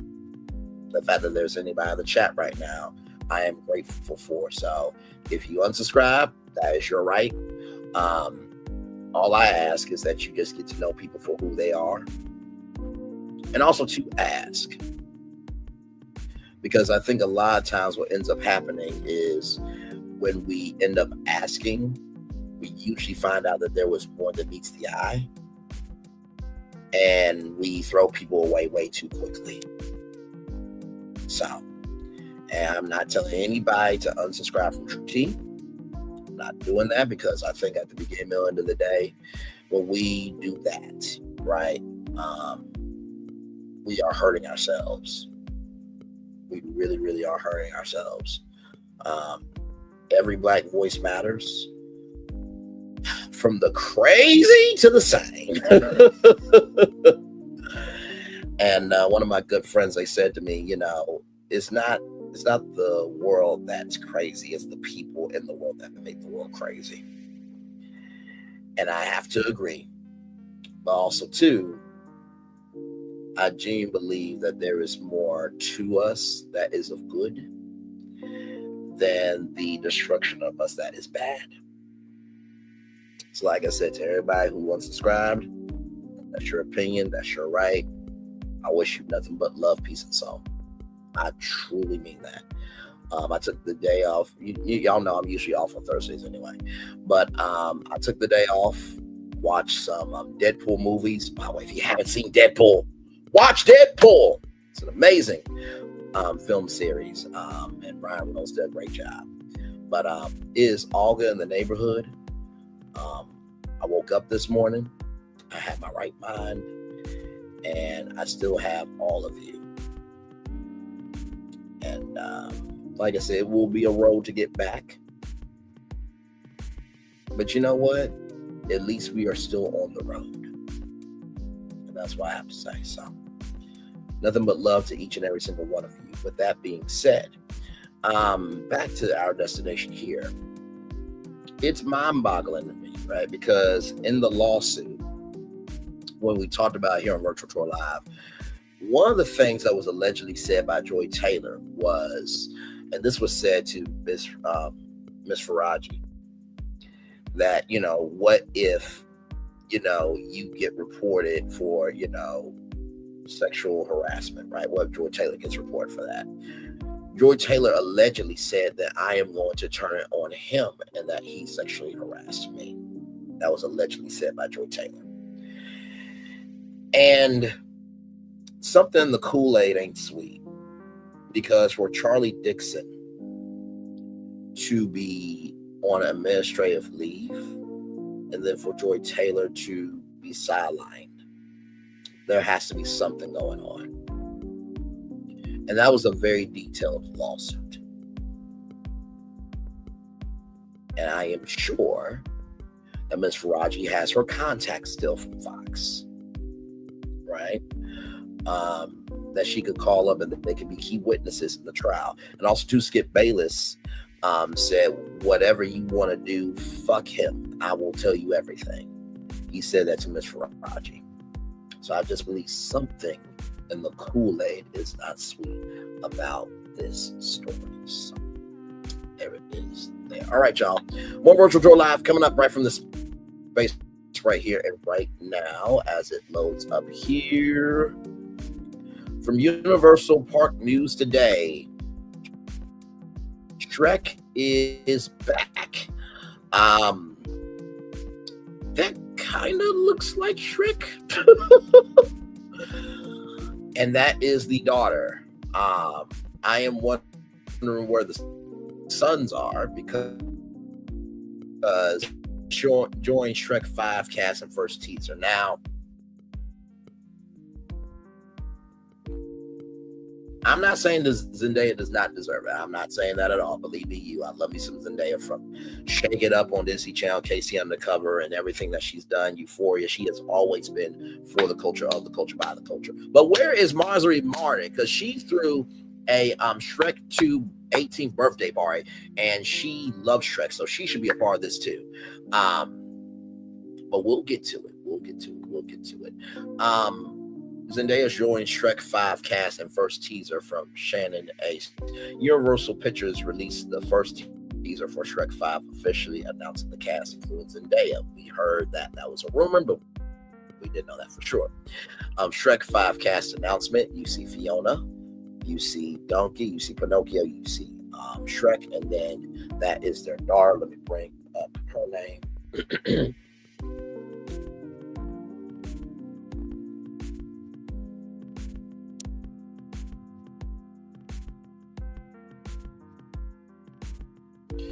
So, Shrek and Fiona had 3 kids: Fergus, Farkle, and Felicia. So that is their daughter, Felicia. Now, who is playing Fergal and Farkus? Farkle and Fergus. Sorry, y'all. But that's kind of how I'm wondering, because it's like, y'all do realize like Shrek is very deep in storytelling. So like, if we don't see Farkle and Fergus, something ain't right. The teaser below sees Shrek and Donkey using the magic mirror to scroll through TikTok videos. They are now joined by Shrek's teenage daughter, Felicia, Fiona, and Pinocchio. The cast officially announced at the end of the day as Felicia, plus returning Mike Myers as Shrek, Eddie Murphy, Donkey, and Cameron Diaz as Fiona. Felicia is one of Shrek's and Fiona's 3 children. Her triplet brothers, Fergus and Farkle, will presumably appear in Shrek 5 too. What do you mean presumably? That's a part of the family. Like, what do you mean presumably? So like, they could. DreamWorks and Universal, please don't screw up the story, okay? Please, because you got a lot of Shrek momentum, and yes, pun intended, Shrek momentum, okay? And not to mention Epic Universe is opening up, so I am sure that there will probably be a new ride, or maybe a Shrek Land, an epic universe. Don't screw this up. Okay, because we need some joy, damn it. They first appeared in Shrek the Third, though the film was originally set to release on July 1st, 2026. It has been delayed to December 23rd, 2026. So it's going to come out one day before Christmas. Oh, my Lord Jesus. There better be a digital release too, okay? Minions 3 took over the July release date. Shrek 5 is directed by Walt Doran, Conrad Vernon, and co-director Brett Allison from a screenplay by Michael Colognes. It is produced by Chris Mariani and Gina Shea. Chris Mariani is from Illumination. Illumination has created the Minions Sing, the Super Mario Brothers movie. Plot details have yet to be announced. The film is releasing 25 years after the first Shrek, which hit theaters on April 22nd, 2021. It would have been cool if it was released on the 25th anniversary. That would have been cool. It follows Shrek Forever After the fourth Shrek film, which was released in 2010. And there is the meet and greet there. Shrek spawned off several sequels. The Puss in Boots spinoffs, and now the closed theme park attraction and new DreamWorks land at Euro Studios, Florida. So I have not seen this trailer. Okay, so this is going to be our first time watching it together. Okay, so let's see and hear how it is. Here we go. Kind of nervous actually about this. We'll see. Hey, Magic Mirror, who's the fairest of them all? Why, Shrek, of course. Ew, Dad. Woohoo, Mama like. Who's making this stuff? Not me! Whoa! Shrek 5, starring Mike Myers, Eddie Murphy, Cameron Diaz, and Zendaya? Oh, damn. Only in theaters, Christmas 2026. Okay. Let's watch it again, just because that was the first reaction. So I'm going to watch it one more time just to see what details I can point out here from myself before we start talking here. Hey, Magic Mirror, who's the fairest of them all? Why, Shrek, of course. Ew, Dad. Woohoo, Mama like. Who's making this stuff? Not me! Whoa! Shrek 5, starring Mike Myers, Eddie Murphy, Cameron Diaz, and Zendaya? Oh, damn. Only in theaters, Christmas 2026. Okay, so from what I was able to tell, right, that's not the same shape of the magic mirror. That was the first thing I know. Shrek, SHR. Magic mirror. So I want you to see something, okay? Now, here is the actual magic mirror from Shrek now. Because when I first saw it, I'm like, wait a minute, no. Like, it, Jesus Christ. So here is the magic mirror originally as it was in the film.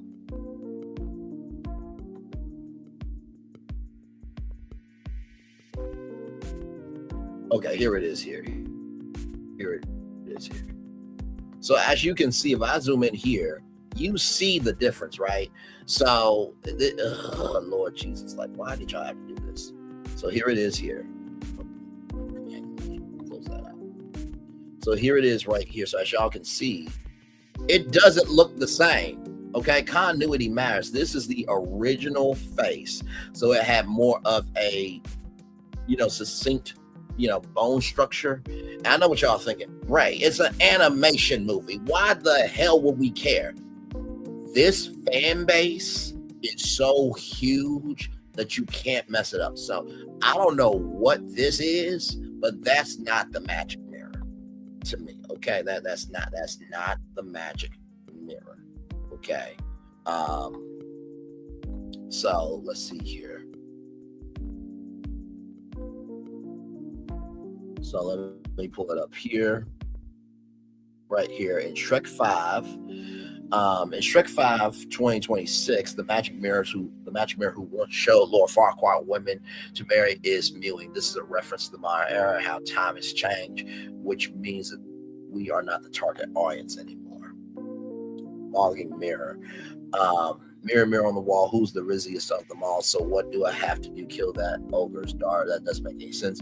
He's been through enough trouble. Stop with that face and say something.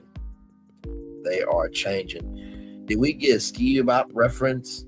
We're getting a Ski Bop reference, aren't we? I can't wait for that so I can look smack and stretch smack. Ski Outhouse, what is mewing? Looks like the magic mirror hasn't worked back. Yeah, it did. Because that's not the same magic mirror. Now, it was the same voice, right? So it was the same voice, so I'm glad for that. And everybody seems to be, back to their original selves here. Now, I do love the fact that the magic mirror has been updated to be their own version of TikTok. So you can see like, you can see share, you can see the home button there. And these are actual TikToks that people have actually created. Shrek is a whole social media meme beyond belief.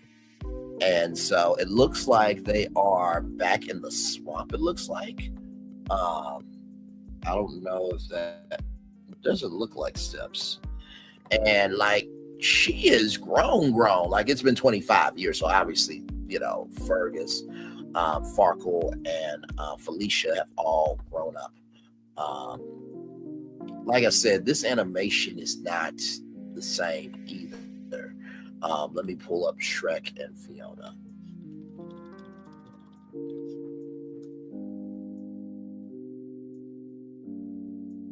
So here is Shrek and Fiona in their original animation. And believe me, as nitpicky as I'm being about a teaser, that's how animation channels are on YouTube. Like, I am not joking. If you cover animation, they do not play. They are that detailed in their review. So here is Shrek and Fiona here. So this is their original animation. So if you look, it looks more streamlined and more natural compared to this here, where it's a little bit greener, you know what I mean? But it's not as natural falling. Even Donkey looks different. Now I understand the daughter, you know what I mean? Because the daughter is grown up and stuff now. But even Donkey looks different.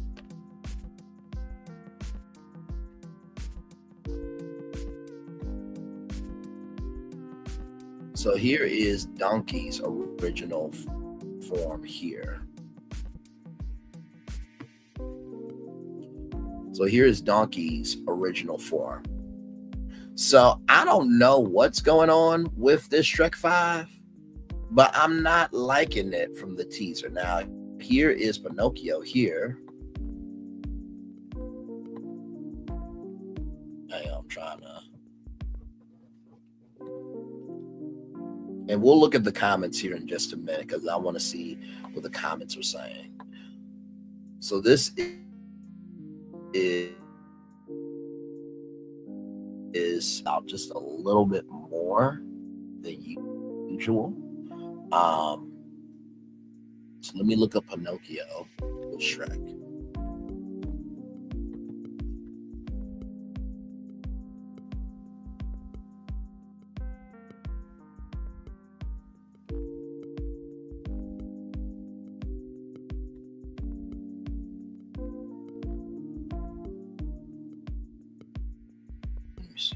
Here is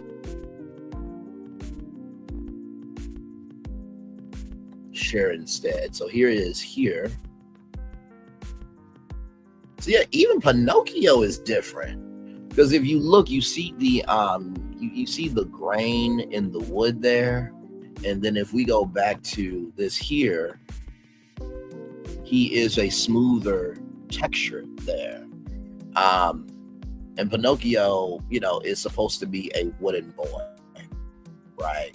So it's supposed to have those wood features.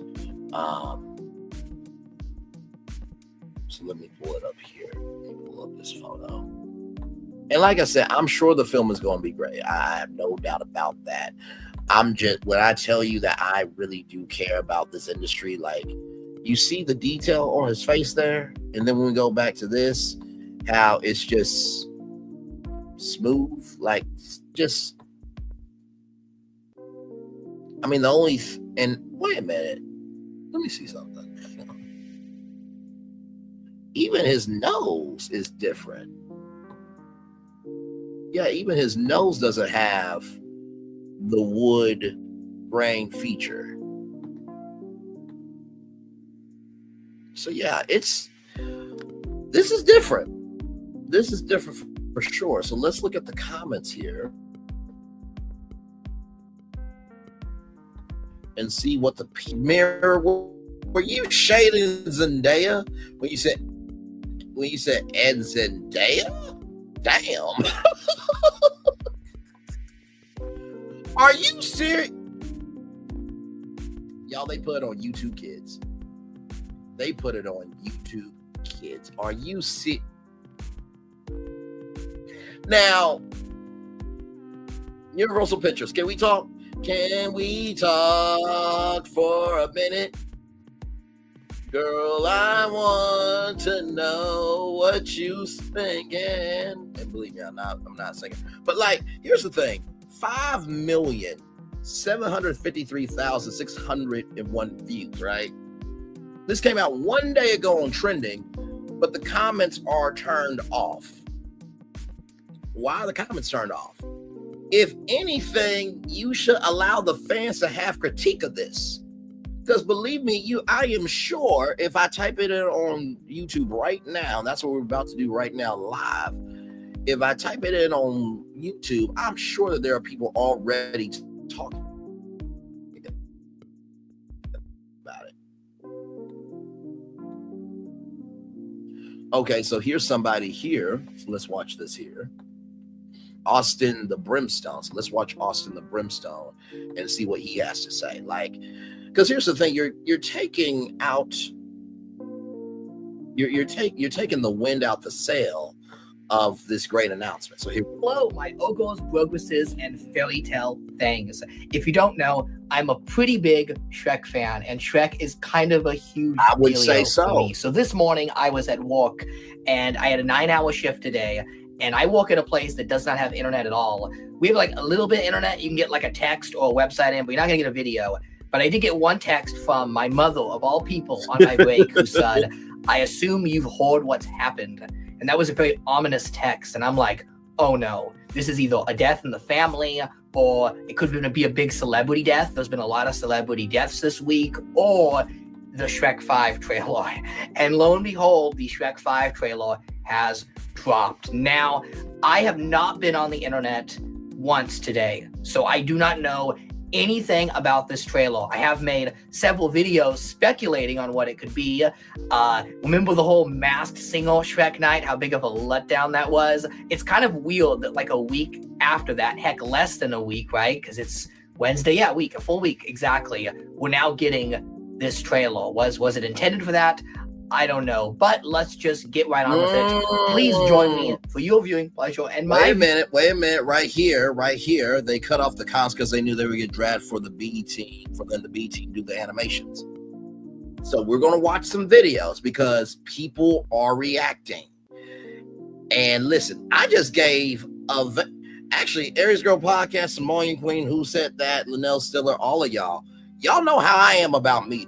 Without the staff, the crew, and the team, there is no Hollywood. So y'all know I'm always for them first, and they will tell you how consistent I am about showcasing love, respect, and reverence for the workers of media. Hang on, y'all, I gotta get my charger here.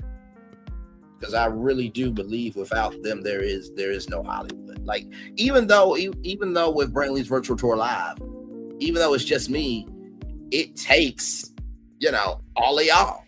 You know what I mean? So y'all are part of the team as well, the staff, the crew. So But this is not good. This is not good. So let's watch this brother's reaction here. We got some more videos that we're gonna watch. Viewing pleasure, the Shrek 5 trailer. So grab a coffee, which I left very visible in camera here, like the Game of Thrones finale, and watch the Shrek 5 trailer with me. Here we go. Oh my God. Why do they look so different? What's up with Shrek and Donkey? Wait, hang on. I don't think. Wait. I didn't have the audio. There we go. Okay. First frame. They look really odd, but let's roll the footage. Hey, Magic Mirror, who's the fairest of them all? Why, Shrek, of course. What?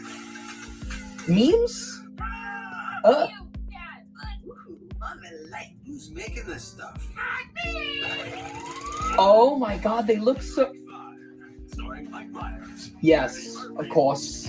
Yep.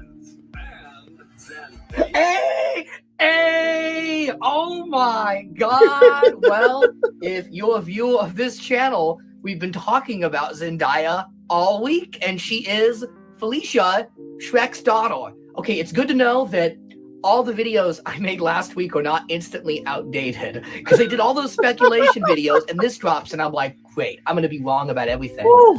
But no, that leaker was correct. That's highly unusual. That's really odd. I followed leaks for years on video games, TV shows, all the stuff I'm into, and they're never that on the nose. See if there's a tease at the end here. Oh, damn. Only in theaters.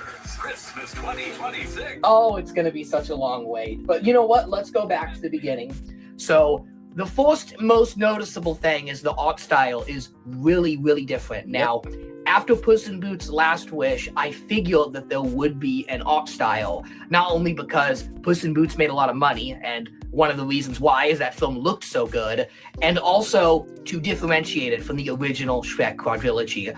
And while a style like this at first is going to be very jarring, I think as someone that likes cohesion, that the original Shrek quadrilogy is perfection. I truly believe it's one of the greatest sets of films ever. Yes, even including Shrek the Third, I know. But from Shrek 1 to Forever After, I love those movies. And I think if they had picked it up and just continued with the same art style as just another entry, that would be really weird. Like Kung Fu Panda did it with Kung Fu Panda 4, and it was weird. It was odd. It was very like time. Why not start fresh? So I do like how fresh this looks, and they actually did go with a time jump. Shrek and Fiona look distinctly older, and I'm shocked because I really thought this film was going to have the visuals of Shrek 1, that it was really going to play into that Shrek 1 nostalgia, and it kind of does. It's kind of doing a meta thing where Shrek is like a meme, so I'm just going to go through here, and if you don't mind, I'm going to move the camera here. I'm trying to get this video out relatively quickly, so I'm not going to edit, because everyone wants to know what the Shrek dude on YouTube has thought of this. Okay, the Shrek dude has watched it, and I approve. I think it looks really good. Now, let's talk about Zendaya. Let's get to the family here. All of the memes is very funny. Mama like. Hey, Fiona. Fiona still looks great. Ogress Fiona. So nice, so nice. But Zendaya as the emo ogress daughter, it's hilarious. Or like, is the youth generation of today, like, is Ogrossonas gonna be a thing? I think it's hilarious, and they look older. Like, Shrek looks aged. He has, like, lines on his eyes. They all look distinctly different. I'm surprised they went with this. Now, regarding Zendaya, so when it was initially being reported that Zendaya was out, I noticed that a lot of my comments, people were like, oh my God, no, Zendaya, because people were saying that she's kind of like Chris Pratt or Awkwafina in the sense that she's a Hollywood actress that's been in everything. She's in every franchise piece. But with Shrek, keep an open mind, because Zendaya is a big Shrek fan. She actually is a fan of the franchise and enjoys these movies. And having a fan in a role like that really can make all the difference. I can't stress enough when you have these big movies. Right. And this film, as much of it as a film, it's a product. It's a big corporate lumbering product, more so than even a movie. When you have fans working on it, it really helps. Like, Puss in Boots: The Last Wish would not be the masterpiece that it is without a guy named Joel Crawford who understands Shrek. So who knows, maybe this will be one of Zendaya's best roles to date. I'm keeping an open mind. I think it looks very promising. I'm not saying this because I consume everything Shrek, but I am really excited for this. I think it looks interesting, and I like that we're getting older versions of Shrek. Just like a decade ago, or a decade ago now. God, I feel old. When Shrek 5 was initially announced by Illumination, it was being heavily rumored that it was just going to be a complete reboot of the franchise, and that the art style would look like Despicable Me. Now, interestingly enough, I do see some Illumination influence here. They do kind of look like the Mario movie characters, but at the same time, they still have the richness that you would expect from the Shrek franchise. I mean, look at Fiona's dress, her sleeves, Donkey's hair. Everything's very worn. It kind of has a very lived-in feel, which I think is going to help with this movie's theme of being an older father. I mean, we really are jumping ahead here. And God, look at Felicia as a teenager, because look, I have here my original baby figure. How crazy is that they grow up so fast? So there you go. There's our first look at Shrek 5. At least we have something to actually talk about now. Now, because this is true, does that mean all the other leaks are true? That John Lithgow is in the film? He wasn't listed at the end, but I think he may be in the... John Lithgow was Lord Farquaad. If you know about Shrek 4D, he is a ghost. So I do not know how they're going to bring back John Lithgow. Okay, so let's roll on. The movie. Also, I'm like 90% sure this was supposed to be in The Masked Singer, right? Like, this was supposed to be the reveal at the end of that episode. What the heck? Why was it not used? I have so many questions. But until then, lots to talk, lots to speculate about. Let me know in the comments what you think of the Shrek 5 trailer. Does it live up to the hype? I mean, this is it. This is our first look at the Shrek family in 15 years. We're coming up on 15 years since Forever After. How about that? And also, I'll leave you on one thing that proves that society is healing. That is Fiona with long hair, like in Shrek 4. They gave her long ogre's hair. I approve. Okay, for real though, it looks good. It looks good. Any last things I want to mention? Pinocchio probably looks the weirdest, but, you know, he's very stylized. What are you going to do about it? I like the stylization. I think it's charming. I do. I think it's charming. All right, that's enough of me rambling. You're going to have at least another 2 years of this. God, there's going to be so much Shrek to consume and talk about. It's going to be crazy, y'all. Yes, it will, for sure. So there's one point of view. And here is another one here. New Shrek film has released, and it looks kinda off. Shrek looks like he's had plastic surgery done with super high cheekbones and a remarkably smooth complexion, and it's all just kind of weird. Some are comparing it to being Disney-fied or AI generated. That being said, I do feel that the characters have visibly since 2010, which... Now, listen, that was my first time seeing the trailer, and social media is already giving their take on this thing. So as you can see, even they pointed out. Was made in animation since 2010, which was actually the last time a Shrek film released. After all, the new one is supposed to have a time skip, and you can tell that the characters have visibly aged. However, the reveal is remarkably similar to the first reveal of the Sonic movie back in 2019, which ended up with the internet bullying the results so hard that the studio completely changed the design. Perhaps the same thing will happen here due to the outcry stemming from only a few seconds of footage. I mean, how did Where is this other two children? What's with the Disney animation? Oh, they make a character that is supposed to be ugly even uglier. In a way, he almost looks more similar to the very first iteration of Shrek, where he looked a little less family-friendly. That being said, I do like that they reference the memes in the trailer, as for me personally, that's great. Shrek has long been subjected to bizarre shitposts, and that has only improved the fondness of the franchise, although they could have perhaps perhaps done it a little better. The films were always about pop culture references and breaking the fourth wall, and now that the internet is well and truly established as humanity's dominant source of entertainment, it makes sense that the memes stemming from Shrek would be featured in the teaser, as if the directors are saying, "We get you guys, we know what you did." This is what has ultimately kept Shrek in the public consciousness for after 15 years of no films, to be fair. The internet culture that supported the movie is out there and plain to see, and it is good that they're acknowledging this. So considering how DreamWorks is on a bit of a bull run lately, and how good Puss in... Look at Fiona with that donk, though. I cannot. Oh, my Lord Jesus. Boots 2 was, maybe it'll be awesome? Who knows? It's hard to tell for now, as it's only really a cast reveal as Zendaya has proper celebrity power. In short, the Shrek 5 reveal has fans horrified at the new designs. But the truth is that this is only a small teaser of what's to come, so perhaps the next iteration of the Big Green Ogre could be good, but we won't know until an actual trailer comes out. What meme would you guys like me to give a lesson in next? Let me... There's that one. With Shrek 5. Over the last decade, it's become increasingly obvious that there's a creativity shortage in Hollywood, with all of the major studios choosing to drag old IP out of storage instead of making something new. Just look at Jumanji, Jurassic Park, or Ghostbusters. One of the latest franchises to get this blatant cash grab treatment is Shrek, with its 5th movie being confirmed for release a full 15 years after its last installment. I wasn't that excited about this announcement to begin with, considering the Shrek concept already felt like it'd been beaten to death back in 2010. But now that they've released the first teaser for this new project, my skepticism has turned into outright disdain. Okay, maybe disdain is too harsh a word, but I'm not a happy camper.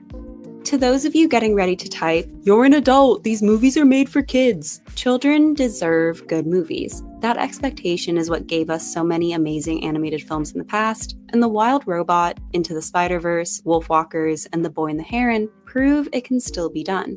Shrek 5, on the other hand, just looks like more of the slop that Hollywood has been spoon-feeding us as of late. I know what you're thinking, how could you have such a strong opinion based on a 30-second clip? So let me explain. Loosely based on the children's book of the same name, the first Shrek movie was released in May 2001 and quickly became one of the biggest films of the year.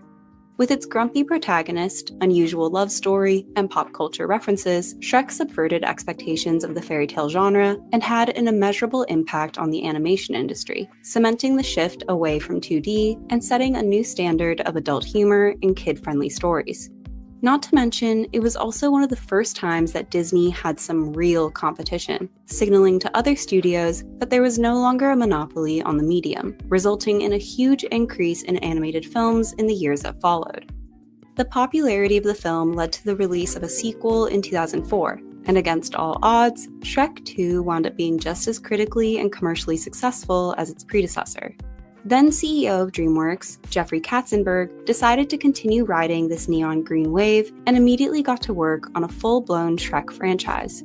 3 additional films and a spin-off were planned, but with each of these new releases, reception to the franchise soured more and more.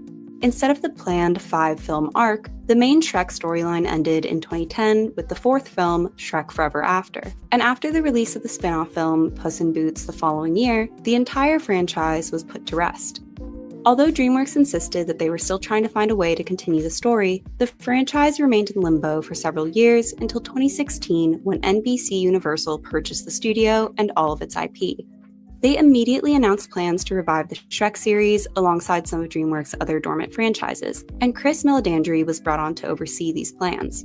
Meledandri is the CEO and founder of Illumination, the studio responsible for Despicable Me, The Secret Life of Pets, and Sing. Franchises that are so formulaic and generic that I consider them the animated equivalent of a Big Mac. The first film to come out of this collaboration was 2020. We don't gotta disrespect Despicable Me like that. Because we all have been moving on.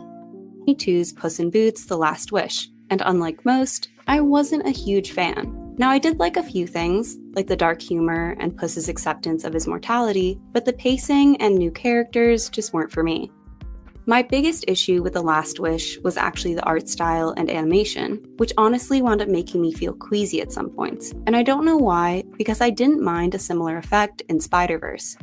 Because computer animation is constantly evolving, it's to be expected that a character might look a bit different in their first appearance compared to their last. But changing the art style willy-nilly is something that I just can't abide by. I didn't like it when it happened in The Incredibles, and I didn't like it in American Dragon Jake Long. Besides the changes to Puss's appearance that made him look more cutesy and less cat-like, Goldilocks was very indicative of the changes made to the art style in the Shrek universe, with the character looking like one of a dozen Disney Pixar knockoffs, something that's doubly disappointing when you consider that Shrek was literally created as a subversion and parody of Disney's usual tropes. Unfortunately for me, The Last Wish seems to have rubbed off on Shrek 5, with the teaser showing an absolutely terrifying version of the characters with voluminous hair, glossy skin, generic features, and gigantic eyeballs. Give me those eyes, big eyes, big eyes. Give me big anime eyes. It honestly looks like something out of an AI prompt, and this cartoonish stylization reminds me of the look that Meledandri loves over at Illumination, although thankfully it's not quite that intense. What made the original Shrek movies unique in regard to their animation was how the characters actually had distinctive features that made them look realistic and human. Yes, even the magical creatures. Take for instance Shrek Forever After. Although it certainly isn't the best Shrek film, I have to give them props for the ogres, who all have distinct appearances that help make their world feel real. I'm not getting Shrek or Fiona confused with anyone else. In the teaser, the characters not only look nothing like themselves, but they don't have any identifying features that make them stand out in a lineup either. And don't even get me started on Donkey, who no longer resembles a stuffed animal that's gotten a bit too much love, and instead looks like a reskinned Marty from Madagascar. Although we know next to nothing about Shrek 5's plot, I can already make a few educated guesses based off of this short clip. Since Zendaya is already being featured prominently in the marketing, I can assume that her character, Felicia, is going to have a big role in the story. Considering her grimaces and groans directed at her parents, I bet that we're going to get an extremely generic growing pains storyline where Shrek is confused why his daughter doesn't want to hang out with him anymore, and his attempts to reconnect with her will just wind up driving them further apart. If that sounds familiar, it's probably because you've seen it in a dozen other animated movies like Ice Age, The Croods, or Hotel Transylvania. But now I have to wonder, what's going on with Shrek and Fiona's other kids? Or are they just going to pretend like Fergus and Farkle never existed? Which would be pretty ironic considering the plot of the fourth film. But like I said, this is just a guess, and we'll have to see how far off I was in 2026. Now I know this whole video probably made me sound like a negative Nancy, but I'm definitely not the only person who feels this way about it, with the internet basically exploding with memes after the teaser's release. So I guess the question now is, will they pull a Sonic and make some changes, or are they going to commit to whatever the hell this is? What are your thoughts on Shrek 5? I hope you enjoyed this. No, it definitely did for sure. And so here is all of it right here. Okay, so I want y'all to, this is live in real time. Okay, so right here you see first look at the redesigns. Shrek does not look good. What's going on with Shrek 5? Shrek 5 looks horrifying. I did not care for the Shrek 5 teaser. Holy, Shrek's design is frame by frame analysis. What the hell is Shrek 5 doing? Shrek 5 new character looks revealed. Why fans are angry. Yeah, so as you can see, people are talking about this. Even this guy right here, Adam, what the fuck is this? I will leave y'all with a little funny, if you will. Here we go. Sorry, ma'am. Sorry, excuse me. Sorry. Excuse me. That is the ogre of Dubrovnik! Oh, great! Oh, great! Please accept my net of regrets. Here's my net! Here's my net!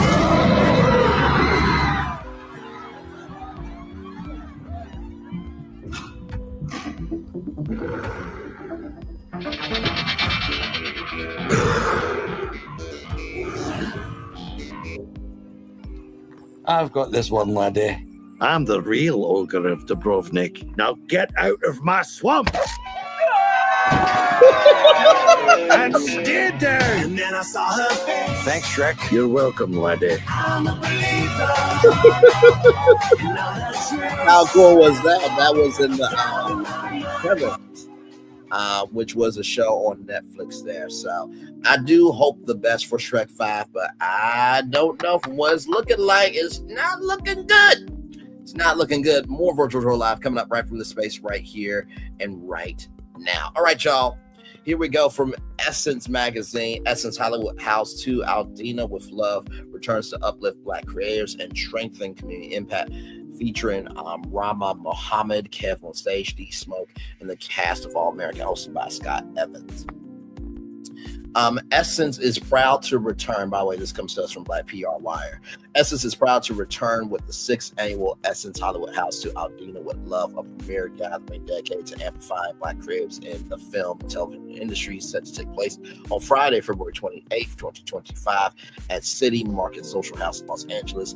This year's event themed Seen and Unseen, hosted by Scott Evans, will spotlight the power representation both on screen and behind the scenes of the entertainment industry while fostering community engagement and industry innovation. A platform for impact, inspiration, and a platform for impact, inspiration, and industry evolution. This event has long been a beacon for emerging, established Black talent, providing unparalleled space for networking, learning, and community. Essence Hollywood House to Aldina with Love will feature thought-provoking panel discussions, exclusive screenings, and immersive experiences that will highlight the triumphs and challenges of Black creators and entertainment. Bridging the pillars of entertainment community, this year's event reinforces Essence's commitment to social impact by uplifting the communities affected by the California wildfires. In addition to the efforts of Win with Black Women and GoFundMe, the event will amplify our own. A key initiative supporting recovery efforts in Aldina and Pasadena. QR codes will be placed throughout the venue, aimed at bolstering the fundraising campaign.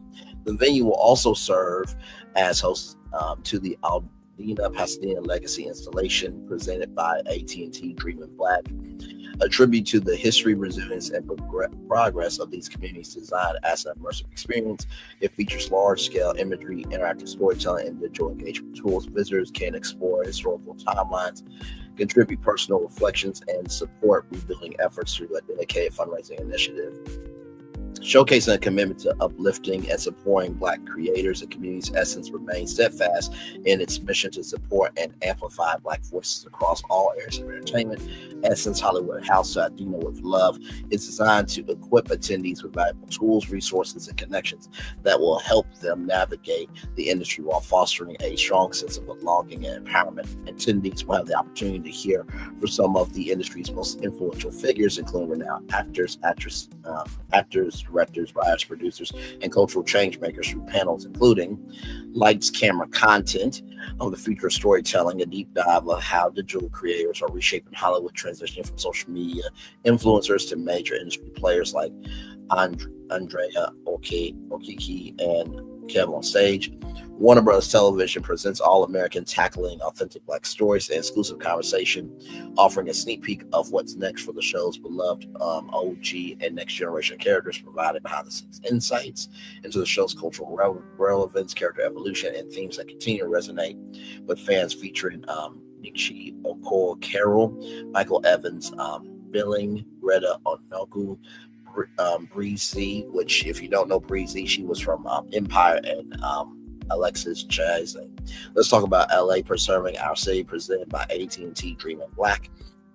An exploration of how community-driven networks fuel artistic and economic opportunity, the role of Black entrepreneurship in preserving cultural legacies, and the challenges of protecting these spaces amid gentrification and displacement with D Smoke.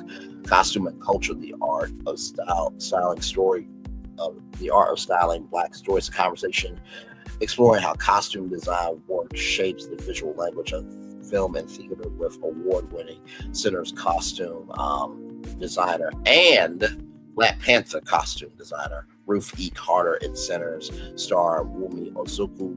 No small parts, elevating every audition. Look into the art of Nicole Reed, by actors with the tools to approach any audition with confidence, preparation, and authenticity, with Rama Mohammed. Guests are invited to join us Friday, which is today, February 28th, 2025, as we continue to build a Hollywood that reflects the richness, creativity, and strength of our community. This year's event is sponsored by AT&T, Diet Coke, Smart Water, and Warner Brothers Television Group. Join the conversation at Instagram, Twitter, @com/Hollywood House 2025. Virtual attendees can stream the day events and online exclusively at essence.com. So I had no idea it was going to be today. Okay, had no idea. So just let you know. So here's the website here. The address 1145 San Pedro Street, Los Angeles, California. 90015. So 10 a.m. to 6 p.m. PST. So 10 a.m. So let me get that there. So from 10 a.m. Pacific to Eastern. So that's starting right now if you're in LA, and 6 p.m. Pacific to Eastern. So basically it's happening from 1 p.m. to 9 p.m. today. So if you are in LA, please go. It looks like it's really getting started now. So 11 a.m. Right here. So this is the schedule here, and there you go. And then here are all the people that will be at this event. I had no idea it was starting today, y'all. I'm just gonna be honest about it. And then of course they have mentor sessions there. Now, listen, it's important to know these names. So, President of Unscripted Programming, Brittany Reyes, Ellen D. Johnson, Vice President of Development at Tyler Perry Studios, Ashley Calloway, Manager and Producer at Color Creative, Kelly Dunson Buchanan, Head of Nonfiction at Proximity Media, Marcus Pfeiffer, award-winning strategist and brand architect, Michael Barclay II, Executive Vice President of Experimental at Sundial Media Group, and Summerlin Powell, Publicity Specialist at Amazon MGM Studios and Prime Video. Then right here, Charisse McKenzie, Vice President Production Branded at Fullwell Entertainment, DJ Nina 9, host of The Ride on Hip Hop Nation on Sirius XM, Satellite Radio, Erica Tucker Cole, Head of Talent at AMPR, Teresa Azir Smallwood, Founder CEO of Mega Mind Media, Yasmin Pearl, Talent Agent at United Talent Agency there. And so, of course, Scott Evans. If you don't know who Scott Evans is, I am so proud of that brother. He started on Channel 1 News, and then he has went to Access Hollywood, and now he is coming into his own. I am so damn proud of that brother. Absolutely. Brandy Victoria, freelance entertainment journalist. Diane Taylor, creative expert, cultural architect. Nancy Howard, Vice President of Content at Essence. And then Oquilla Jones, contributing entertainment editor at Essence. And then let me go back up here and read everybody here. The panelists, Andre Okoye, host, entrepreneur, content creator, DJ, head, media personality, D Smoke, 3-time Grammy nominated musician, actor, and author. Etienne Maurice, actor, founder of Walk Good LA. Floyd Norman, a self-proclaimed cartoonist. Excuse me, he's not just a self-proclaimed cartoonist. He was the first African-American to work at Walt Disney Studios. Okay? So let's get that straight. You should put some respect on Floyd Norman's name. That's all I'm saying. Karen Civil, founder, strategist of Always Civil. Kev on stage, multi-hyphenate entertainer, comedian, and New York Times bestselling author, Lena Waif, writer, producer, actor, Maya Smith, co-founder, CEO, and creative director. You have Rama Muhammad, creator, writer, executive producer of Reasonable Doubt. I am sure she is getting hounded with questions about next season. Ruth Carr, 2-time Oscar-winning costume designer. Siobhan, musician, technology executive, and founder of Future of Creatives. And then Wuma Okosu, BAFTA award-winning actress. So please, if you are in LA, go to this event. Network, elevate, rise up, and do everything that needs to be done. All right. And hopefully, and like I said, I know Essence does Hollywood House, but hopefully they will take the Hollywood House experience to Ohio and Arkansas and Florida, and maybe to some HBCUs as well. So those are all of our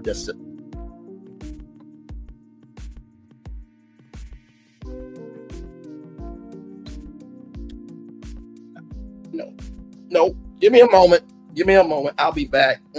No, not doing it. No.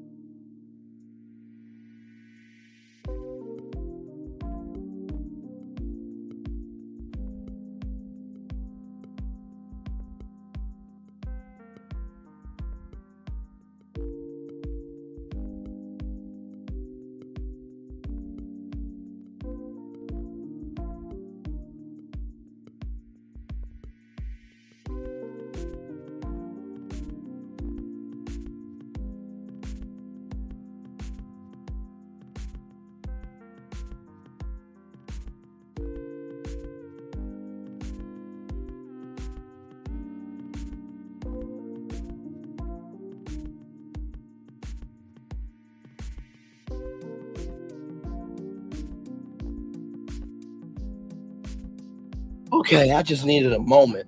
Man.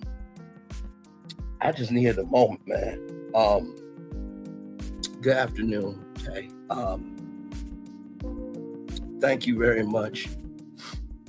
Thank you very much. I did not expect that this morning, nor anything this morning from anybody. I specifically stated that anybody who wants to defend me because you want to, not because you have to, because I do not want to be carnage to y'all. This morning I did address everything. I said sorry, but I also have the right to my own fucking opinion.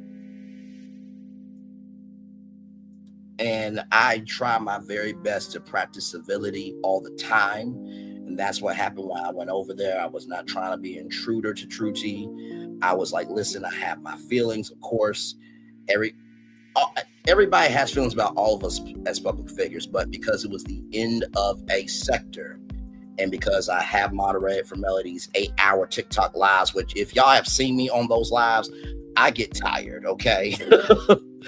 And from the channel almost being shut down and defending Melody through and through, getting attacked from the other side, and just trying to do what I can, even behind the scenes. I think that's what hurt me the most, right? So the subscribers leaving, sure, that hurts, but what really hurts is that people don't really see that beyond that moment. If you look at our live tab, if you look at our videos, if you look at the quality of our channel, we are a channel of good. We're not the best. We're not the worst. We're probably number 100 on the short list of channels to watch, but people still watch us. And so, Tay, you are beyond amazing. I'll drop the link, damn it. I can't do this morning. I literally had to get up and walk away because I'm just like that. That is beyond kind of you. And thank you very much. Yeah, it was kind. No problem. I love Brand Lee. He has a good heart. Thank you, Tay. Thank you very much.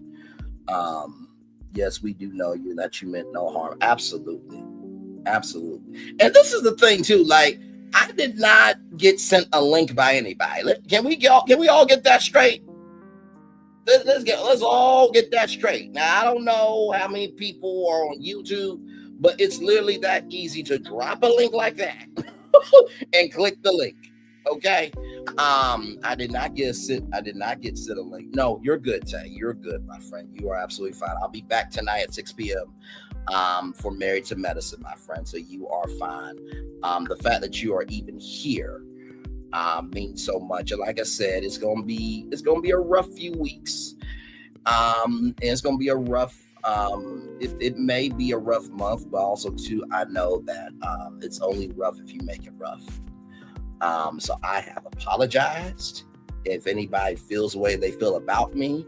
Yes, I broadcast live from my bed. And hang on, let me. Y'all hear that? That's a bed frame. It's not a couch. So broadcasting live from my bed in my wonderful covers. My pillows. Yes, I am as real as they come. And listen, I do not mean any harm. If anything, I really mean harm to people who do harm. And there are so many stories that we've covered on here that none of y'all have covered. And I don't say that to drag y'all, that y'all don't do great work. I do not mean that when I say that. But the stories we have covered here, I promise you, if you would have covered them, y'all would kind of understand my energy. And not everybody has to do what I do. I am not saying that either. All I'm asking is that you get to know people for who they are, truly. Because sometimes and this is the best way I can describe it. Some people will paint a masterpiece in their head of you just so they can talk about you. But if you step back from that one piece, there's a whole art gallery full of masterpieces. So don't worry about the temporary visitors who come to see that one piece of negativity. Worry about the permanent visitors that come to see the whole collection of you. That was just, I can't even say thank you. I mean, of course I will, and I have and always will, but that, I did not expect that. I was literally just talking about Essence Hollywood House, promoting that, elevating it, giving it the love that it deserves, as we often do. Anytime that there is a Black event or a Black opportunity, I am the first one to drop it. I do that freely, willfully, and without asking anything for return. Essence don't know that I exist. They have no idea I'm promoting Essence Hollywood House, and that's the way it's supposed to be. If you're doing something from the heart, it should be from the heart. And you will always get your blessings back tenfold when you are moving as a blessing. Wow.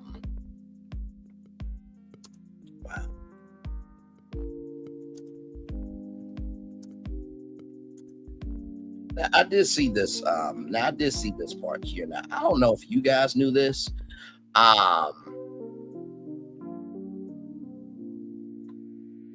Let's see here.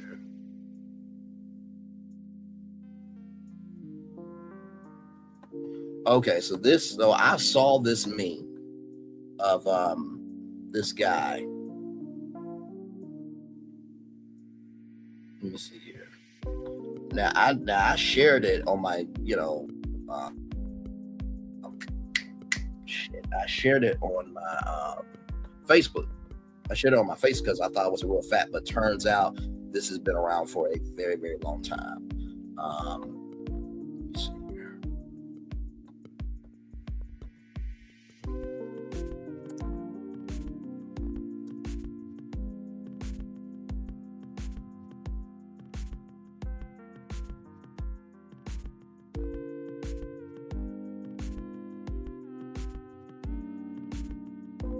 So here it is here.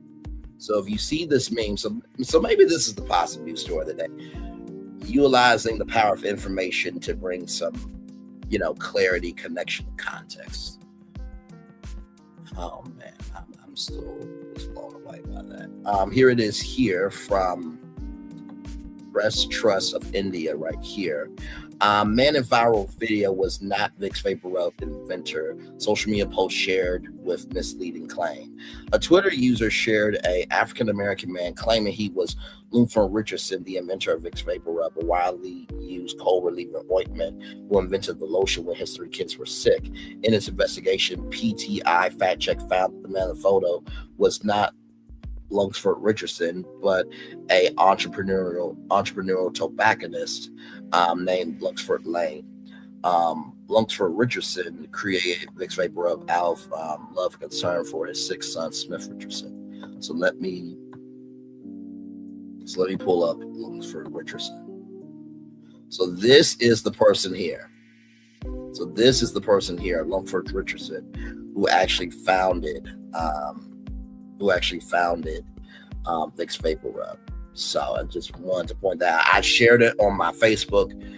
I had no idea. I'm like, oh, okay, another Black History fact. Cool with me. The post published on December 19th last year garnered 31,000 views and 900 likes. Read Black History fact. In 1880, African-American Lunsford Richardson in Selma, North Carolina, invented Vicks Vapor Rub. He invented this remedy when all three of his kids were sick.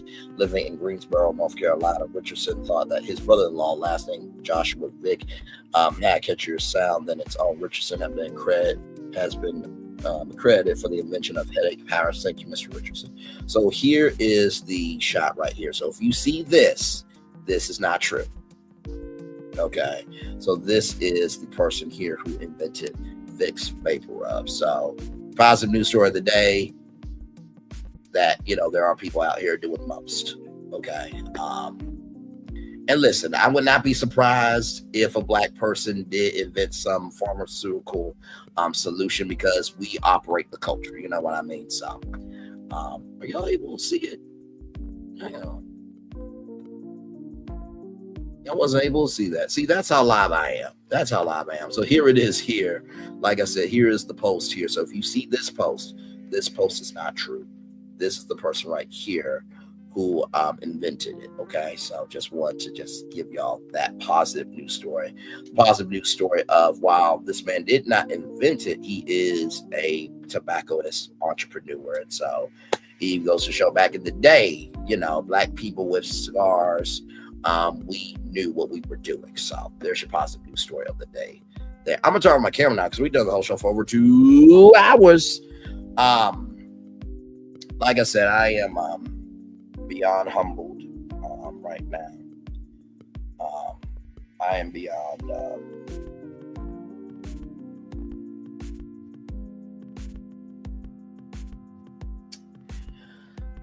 thank you. Drop the mic. Love you, and thank you. That was very kind. Like I said, I'm not asking anybody to do anything that they do not want to do. Believe me, as they say, you know, you gotta be a big boy and handle your shit. So, you know, I am, and like I said, I don't want anybody to be damaged because of me. That's the furthest thing from me. You all have believed in me, invested in me, and uplifted me, even in the beginning days, because I did not know who I was going to be as a content creator. I had no idea. But the fact that we've gotten to this point because of all of you, I am genuinely grateful. And, you know, like I said, I am moving forward. I am still alive. I still got my family, so I know what's important. It's going to be just fine. Because like I said, Ready to Love is coming up tomorrow. We'll be reviewing that. Potomac will be Sunday. I'll be reviewing that Monday. And then, of course, Roa will be back. In April will be the Never Ever Mets. But before the Never Ever Mets will be Temptation Island. So I will have new content for y'all. And we will keep going. And let me tell you something, it may be a journey to get back those people.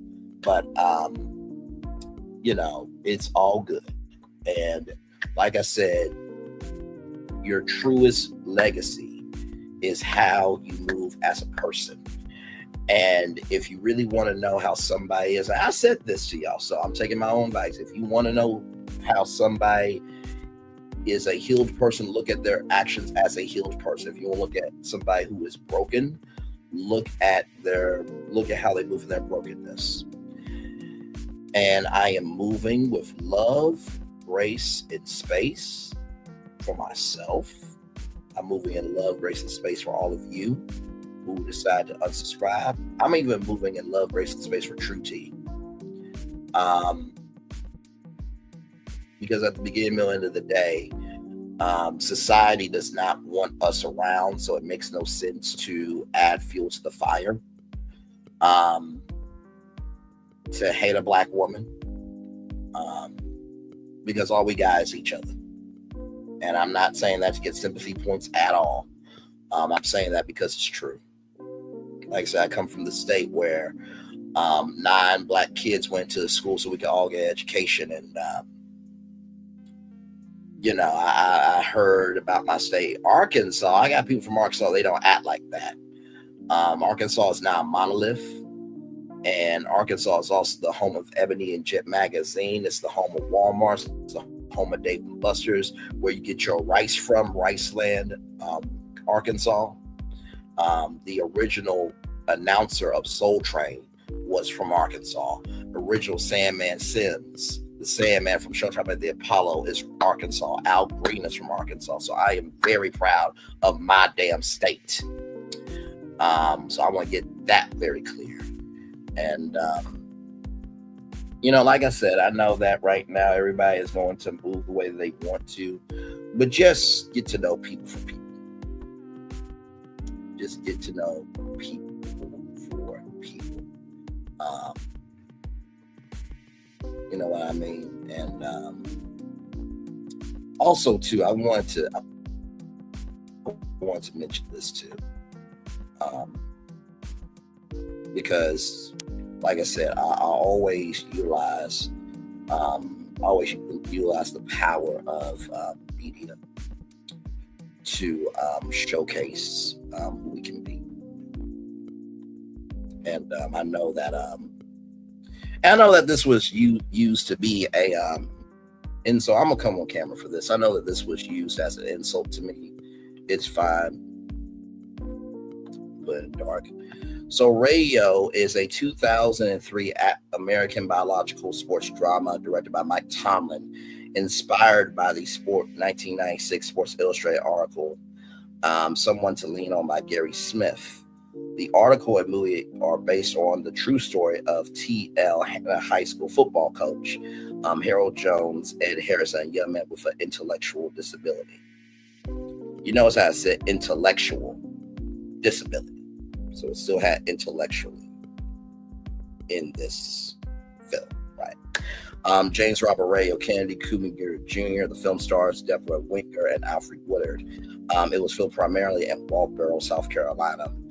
The plot: in the 1970s, James Robert Ray Kennedy, a 23-year-old intellectually disabled man, lives alone with his mother, who, as a nurse, spent much of the day at work. Rayo spends much of his time roaming town, pushing a shopping cart, which he uses to collect anything interesting he finds. Rayo often pauses to observe the local high school football team in their training sessions. And that is from autism, because if you have autism, you're very hyper-focused on one thing. So that's probably what that was in their training sessions, led by Coach Harold Jones. During one such session, the football falls out of bounds, allowing Rayo to collect it and haul it away in his cart. A group of football players retaliate the following day, tying Rayo's hands and feet, locking him in the gear shed, and throwing footballs at the door to scare him. Coach Jones frees Rayo and punish the wrongdoers by making them run extra sprints after practice. Jones takes it upon himself to assist in Rayo's care. So a whole football coach who knew right is right, wrong is wrong, took in somebody that had an intellectual disability. See, the problem when you try to use media as shade, you don't really dig into the story. And because I know media, I know how to utilize media to my advantage. Let's keep reading. And gives him a nickname due to his penchant for listening to the radio. Rayo begins assisting Coach Jones on the football team, inspires the team before each game as a mascot-type figure. Rayo's increased attention from Jones's face resistance from the football team's parents, who see Rayo as a distraction from their own son's successes. Upon the end of the football season, Jones involves Rayo with several activities within the high school and winds up neglecting his daughter, Mary Helen, who was a member of the high school cheerleading squad. At Christmas Mass, Rayo receives several gifts from the townspeople. Mary Helen confides to her father while she does not blame her while she does not blame him for neglecting her, she can't understand the reason for his interest in Rayo. The following day, Rayo distributes the gifts around town. He soon encounters a suspicious police officer, and his impaired ability to communicate leads to his arrest on the charge of possessing stolen property. However, the other officers recognize Rayo. He is released. To make up for the wrongful arrest, the arresting officer is forced to ferry Rayo around town to finish delivering the gifts. Following the holidays, Rayo begins taking classes in the high school to complete his formal education. One of the football players who had previously tormented him tricks Rayo into entering the girls' locker room. Rayo is reluctant to tell Coach Jones to set him up, but Coach Jones determines the player's identity by interviewing the other players and punishes him by benching him for a decisive game. Rayo's mother suddenly dies of a heart attack, and Rayo finds himself living alone until his absent older brother Walter finally returns to take care of him. That same evening, Jones reveals to Mary Helen that his attachment to Rayo and need to assist stems from a childhood incident in which Jones, as a child making a living off a delivered newspaper, did not help a mentally disabled boy of his own age crying behind barbed wire.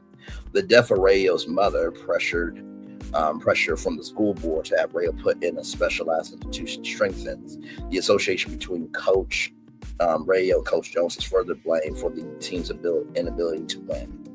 In a meeting with the townspeople, Jones speaks of Rayo being a blessing for the community by showing how people should treat one another, and announces his resignation as a head coach so that he may spend more time with his family. At Rayo's high school graduation, he receives an honorary diploma and a Letterman jacket. The film ends with clips shown of the real-life Rayo and Coach Jones leading the football team. So, I wanted to read that because while you take that story and try to insult me, I was actually on iHeartRadio, the platform of iHeartRadio, rather, at 26 years old.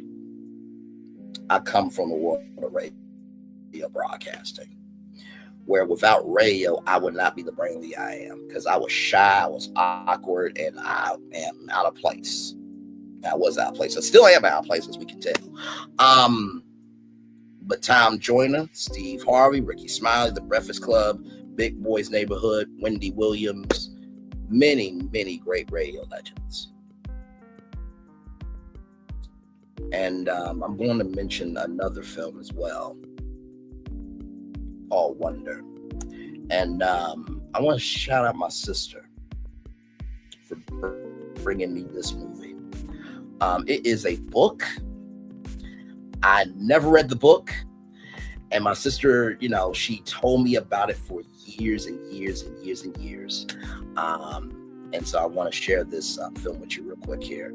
Wonder is a 2017 coming-of-age comedy drama written by Stephen Chbosky, who co-wrote the screenplay with Stephen Conrad and Jack Hawthorne. It is based on the 2012 novel by R.J. Pacino and stars Julia Roberts, Owen Wilson, Jacob Tremblay, Maddie Packington, and David Diggs. The film follows a boy named August Augie Pullman with Treacher Collins syndrome as he tries to fit in. So, right here, Treacher Collins syndrome is a genetic disorder characterized by the deformities of the ears, cheeks, bones, and chin. The degree to which a person is affected, however, may vary from mild to severe. Complications include breathing problems from seeing cleft palate, and many more. So I want to give that context, and then we'll get into it here. The film was released in the United States on November 17, 2017 by Lionsgate and received positive reviews from critics and grossed $315 million on a $20 million production budget. At the 90th Academy Awards, the film was nominated for Best Makeup and Hairstyling. A spin-off and prequel film, White Bird, released in October 2024 with Bryce Gosler reprising his role. Plot: August Augie Pullman is a 10-year-old boy living in Brooklyn with his parents, Isabel and Nate, older sister Olivia Villa, and their dog, Daisy. Augie was born with a rare genetic medical facial deformity, myobula facial dystoria, and has undergone 27 different surgeries to help him function as a result, and wears an astronaut helmet when going into public.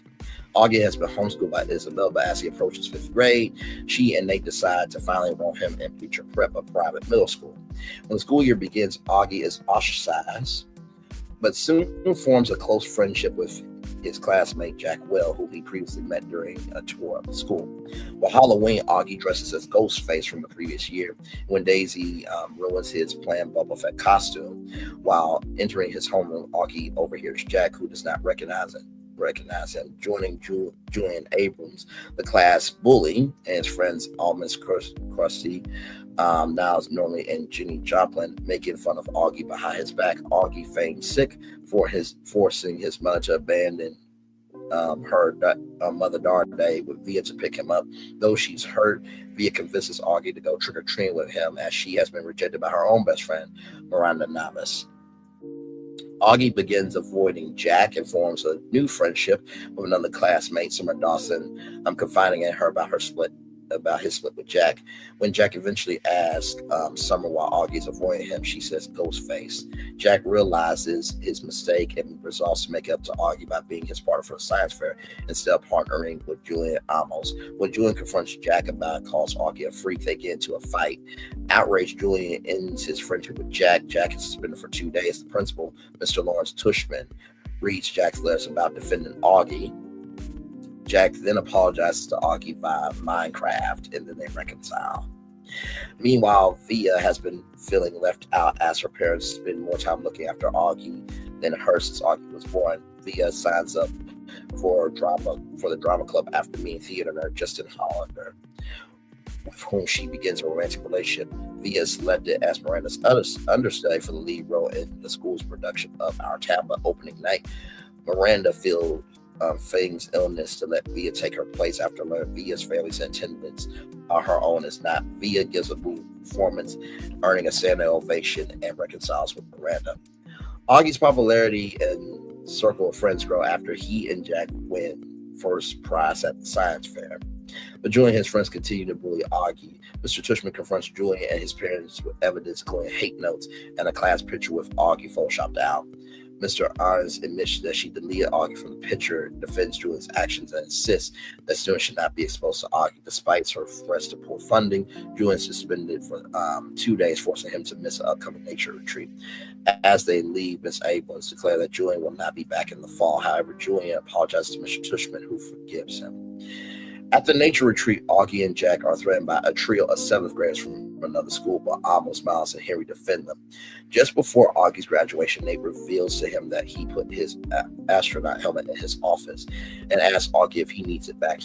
But he happily dismissed this. At the graduation ceremony, Augie thanks Isabel for enrolling him in school, and Isabel tells her son that he is a wonder.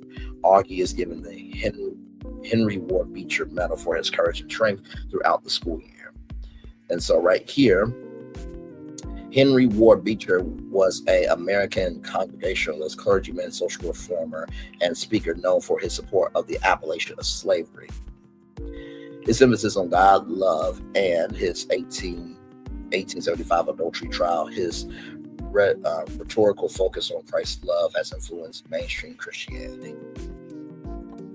I did not watch that movie for a very long time because I did not know what it was about. But my sister was trying to let me know was that what you may feel is imperfections or what you may perceive as being radio doesn't mean that people won't accept you. And you know what the gag is to that person who said I was radio? If you would say that about me, that tells me a lot that you don't care about people with developmental disabilities. It makes me wonder how you think about your family and friends, because it's always different when it hits home. Back off camera.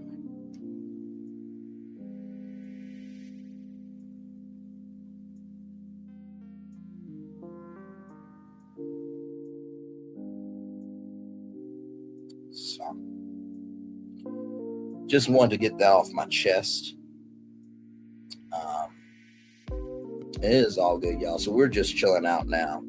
Live on tour, 3 people in the building with me. Like, comment, share, and subscribe. So yeah.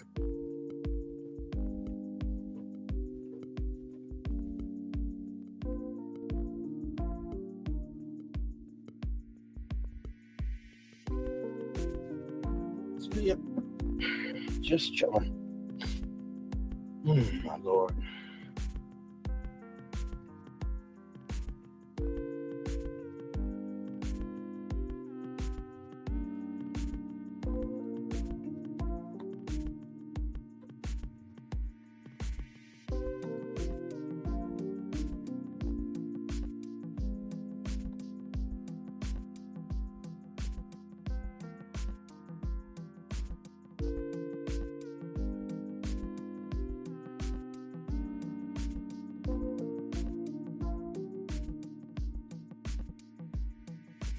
And by the way, to Sexy Diva, I hope that the shade that you try to give me, I hope you carry that same energy with other people that have developmental disabilities. Just saying. Just saying. Just saying.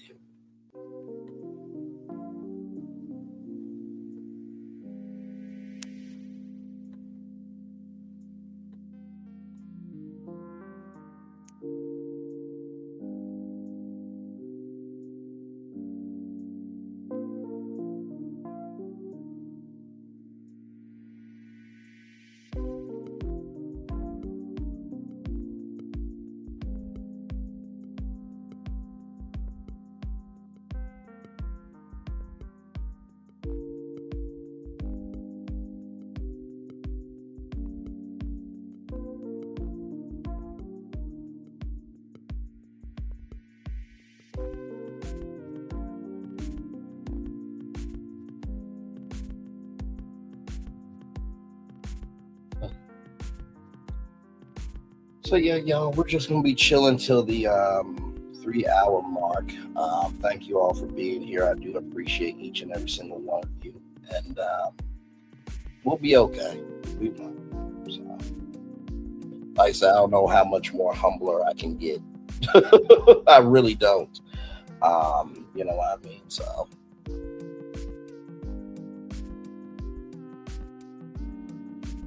Sweet.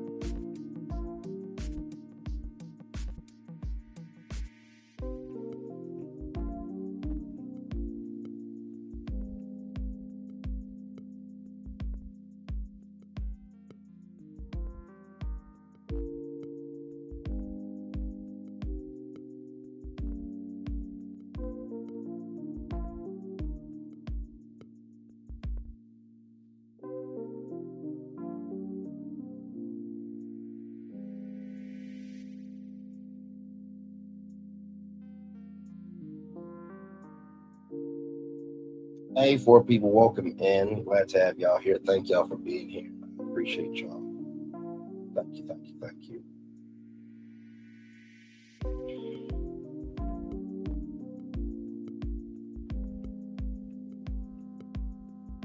But yeah, just chilling.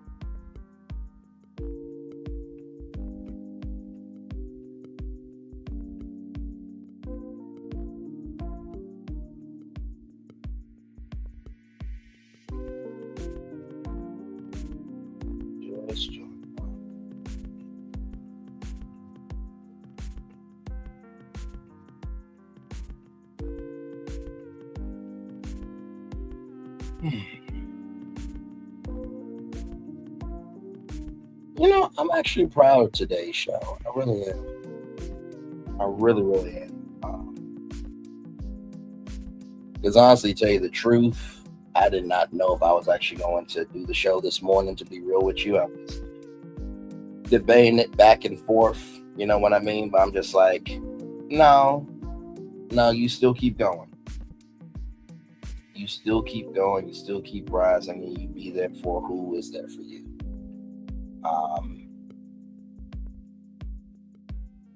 So yeah, that's really the only reason why I, decided to do the show, is because now, I did not know my own strength. Crashed down, I crashed down and tumbled, but I did not crumble. In the words of Whitney Houston. So yeah.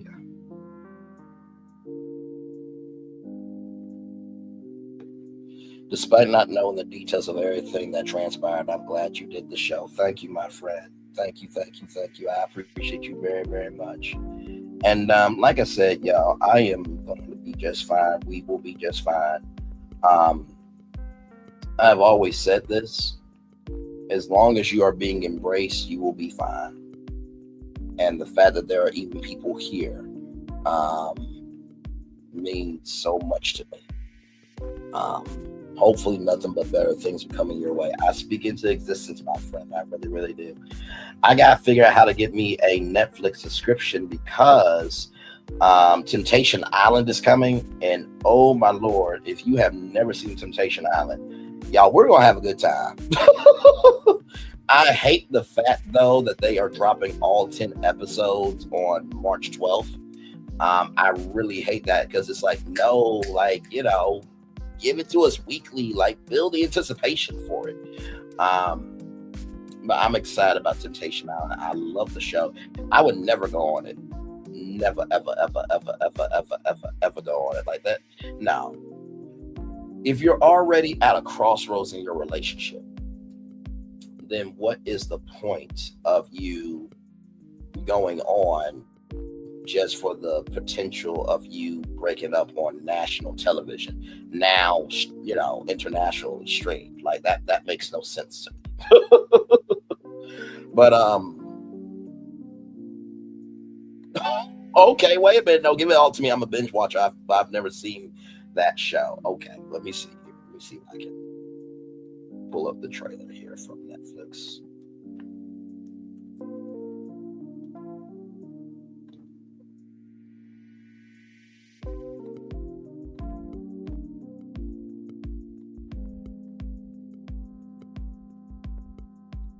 So let me show y'all a sneak peek of Temptation Island here. Because man, I gotta tell you, this is let's see here, Temptation Island, Netflix. Okay.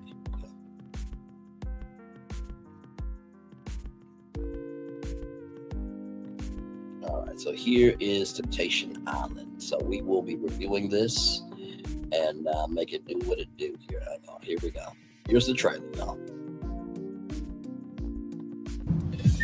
Okay, girls, are you ready to put your relationships to the ultimate test? Ready. You talk, you want everything I want. Standing in front of you are 24 eligible singles. They are on this island for one reason: to tempt you. I really have to live with all these guys. There might be some trouble in the house, a little trouble in paradise. I feel bad for the boyfriends. Let's get out the villa and go have fun. This is a perfect situation to see if I could trust him. Cheers. Thanks for coming on this date with me. I was not open to romantic vibes until last night.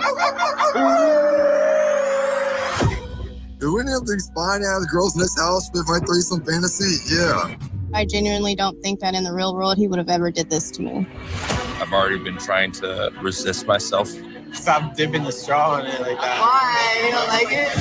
Also new Temptation Haven. No cameras, but whenever you enter, it sends a light to the other villa. Oh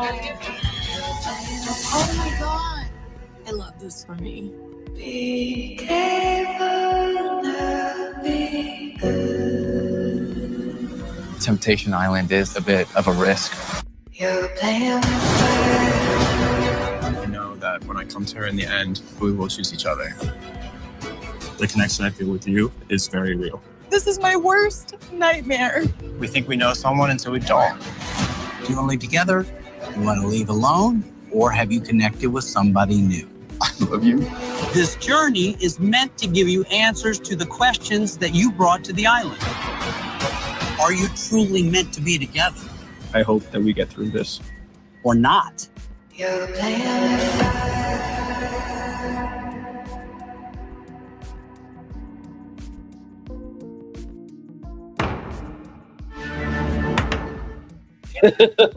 Right? Are the extra guys there to tip the girls? Yes. So here's how it works, right? So there are 4 couples at a crossroads in their relationship. And so they come to Temptation Island to see how strong their connection is. Now, like Mark L. Wahlberg said, there are 24 singles there. So if you break it down, let's see.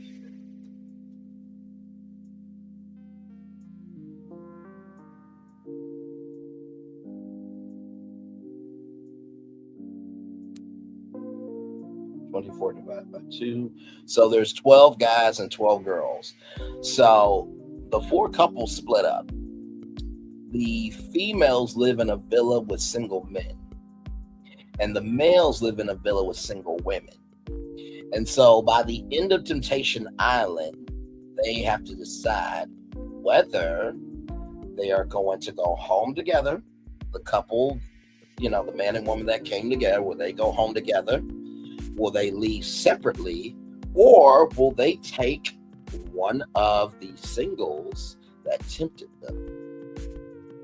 I would definitely do this show if I want to upgrade my boy toy. Oh my Lord, GC, you what? See,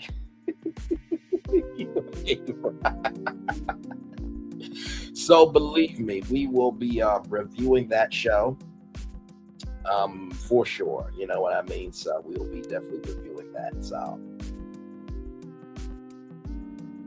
free dating audition, sign me up. Oh my Lord, the savageness of it all, my Lord Jesus, the savageness of it all. So yeah, my Lord. Like I said, we shall see about Temptation Islands.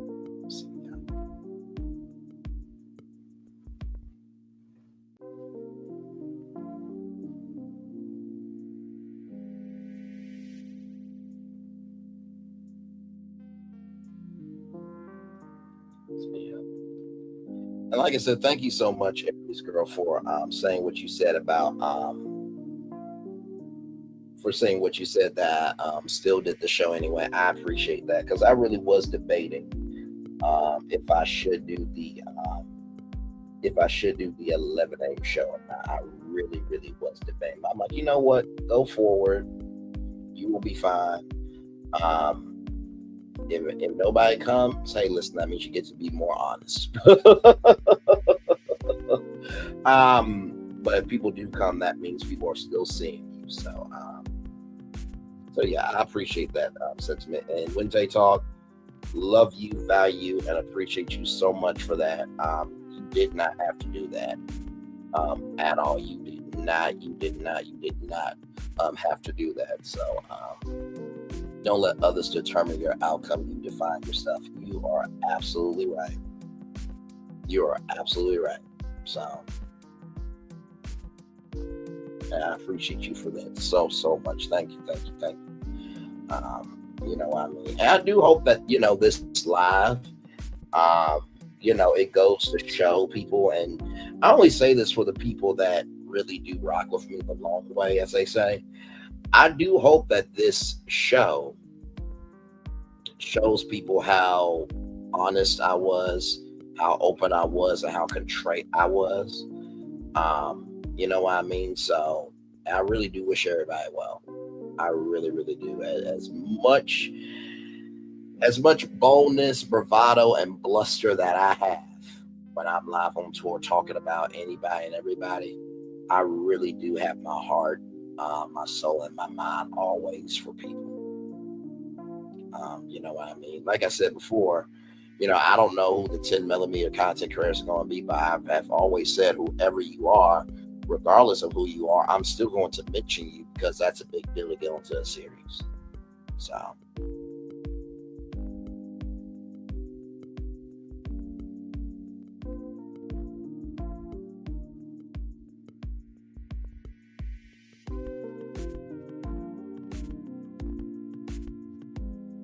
But yes, indeed. But no, just know that crying moment with Wednesday Talk, that was real. I did not plan that. Okay. I want everybody to know I was not faking that at all. With that, so that was very, very kind. So.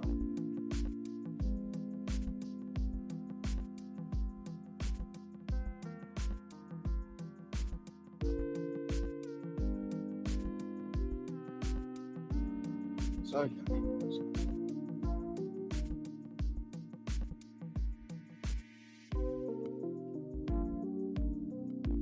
Jesus Christ.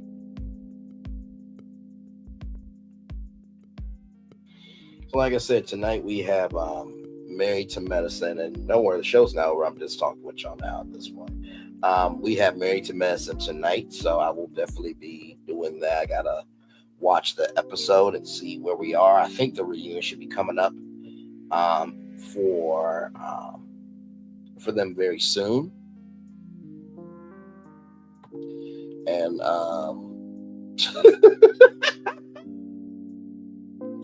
oh my Lord, I got to see you be vulnerable twice in 1 week. It had nothing to do with a prenup. Yeah, prenup with you is more heaven than all of this. But no, that is the one thing I'm. Yes, you will always play the piano with me. Absolutely, my friend. Absolutely. And you know what? I said this to my dad too. I said, I'm proud of the fact that, our show showcases a full range of human emotions, right? Very proud of that. That it's not just one dimensional on this channel with emotionality. That you really do get a little bit of everything. You get love. You get you get love, you get hate, you get you get activism, you get a little bit of everything over here. And I'm very proud of that. I'm very proud of the fact that you get to have a little bit of everything over here. You know what I mean? So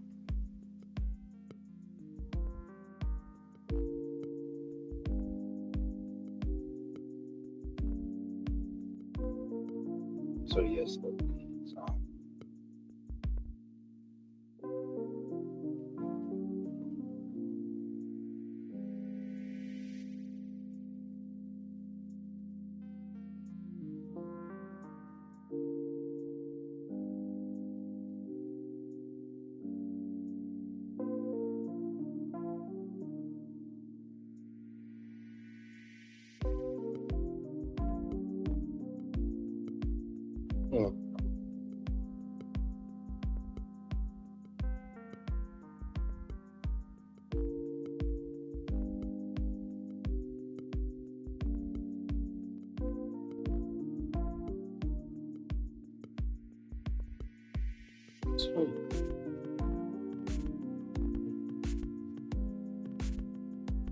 Like I said, I'm very appreciative of today's show. I really, really am.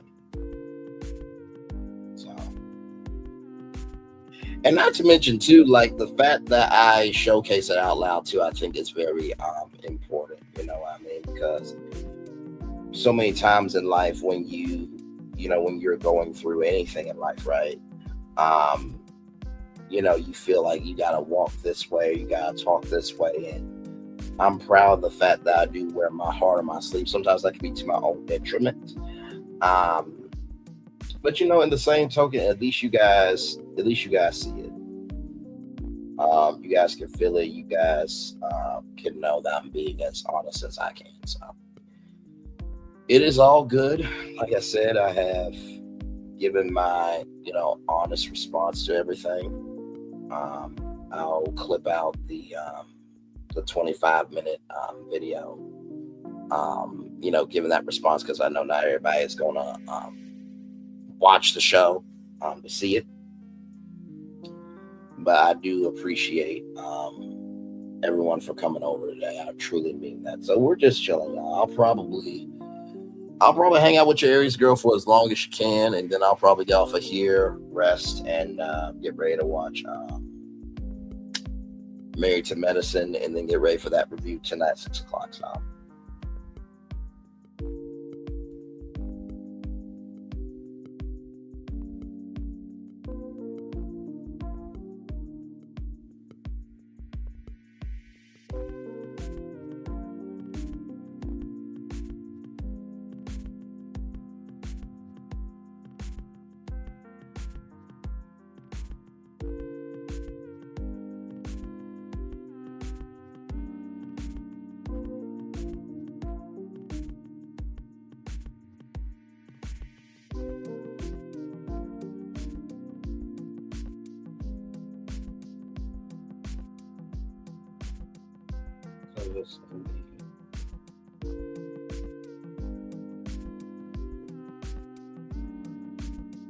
All right, my friend. Well, I'll stay on with you for that. I'll be fine. I'll stay on here with you for that.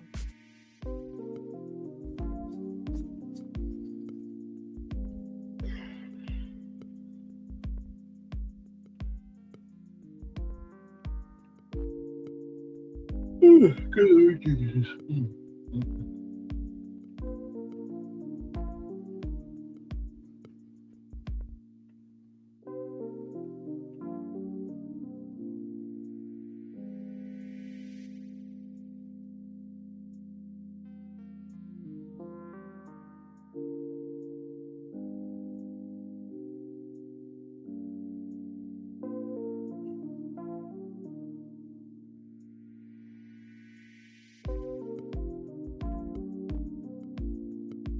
Oh no, it's okay. I really am just at peace right now with everything.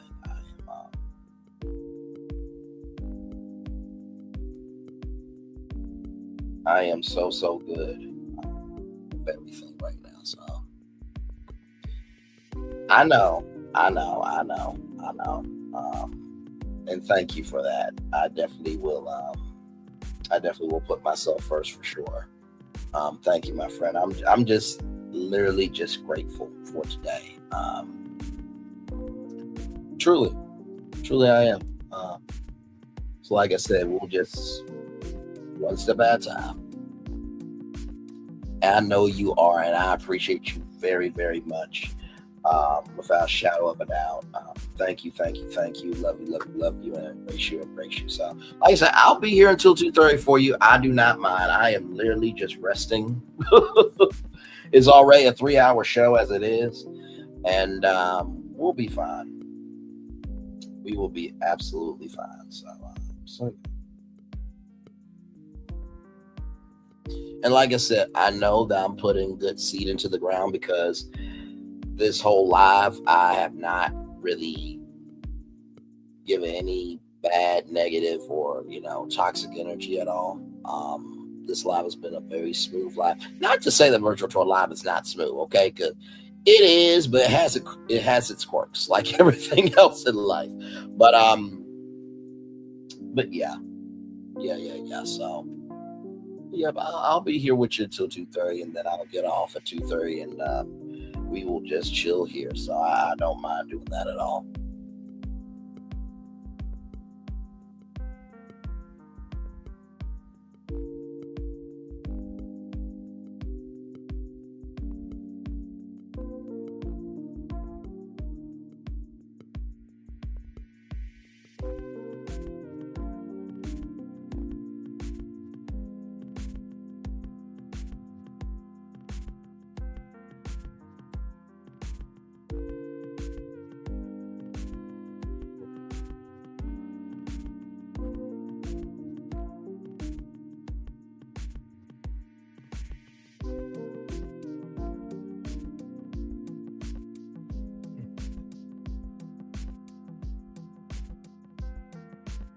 So yeah, I'm just joking.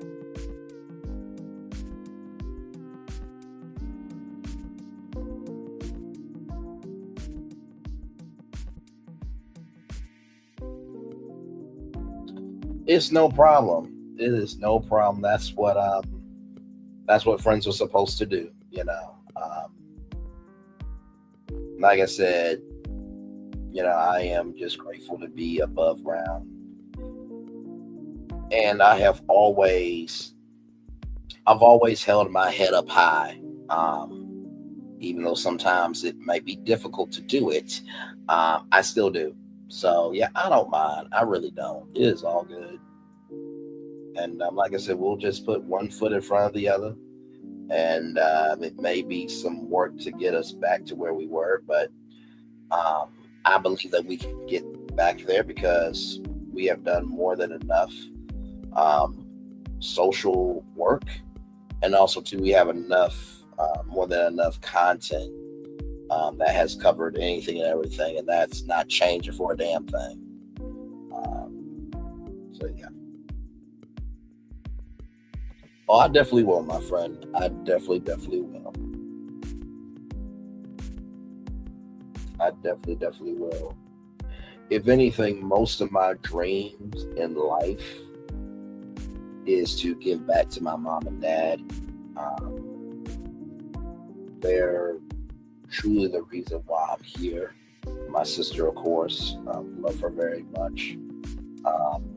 When I posted that birthday picture, and she did the the rabbit ears behind my head, and that little birthday party hat that should not have fitted on my head and did not fit on my head.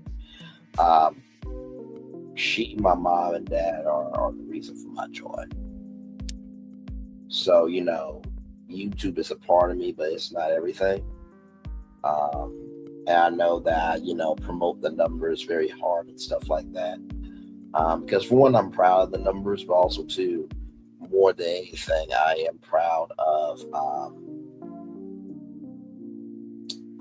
of what we do over here, sincerely. So, subscribers will definitely come and go, but the quality of the work I will always be proud of. You know what I mean? So.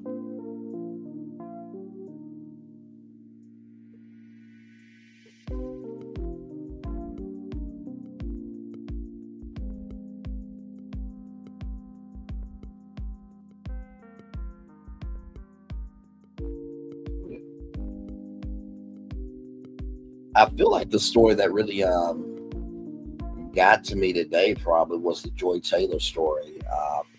For her to be sidelined, and for Charlie Dixon to be on administrative leave if they've done nothing wrong. Something in the Kool-Aid is not sweet about that. And I do hope Ms. Faraji gets everything that she deserves, because that lawsuit was quite frankly disrespectful, and I felt for her with everything that she went through,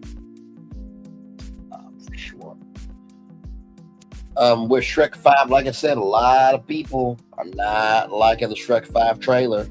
There's a lot of differences. There's a lot of differences, you know what I mean, when it comes to that. So yeah.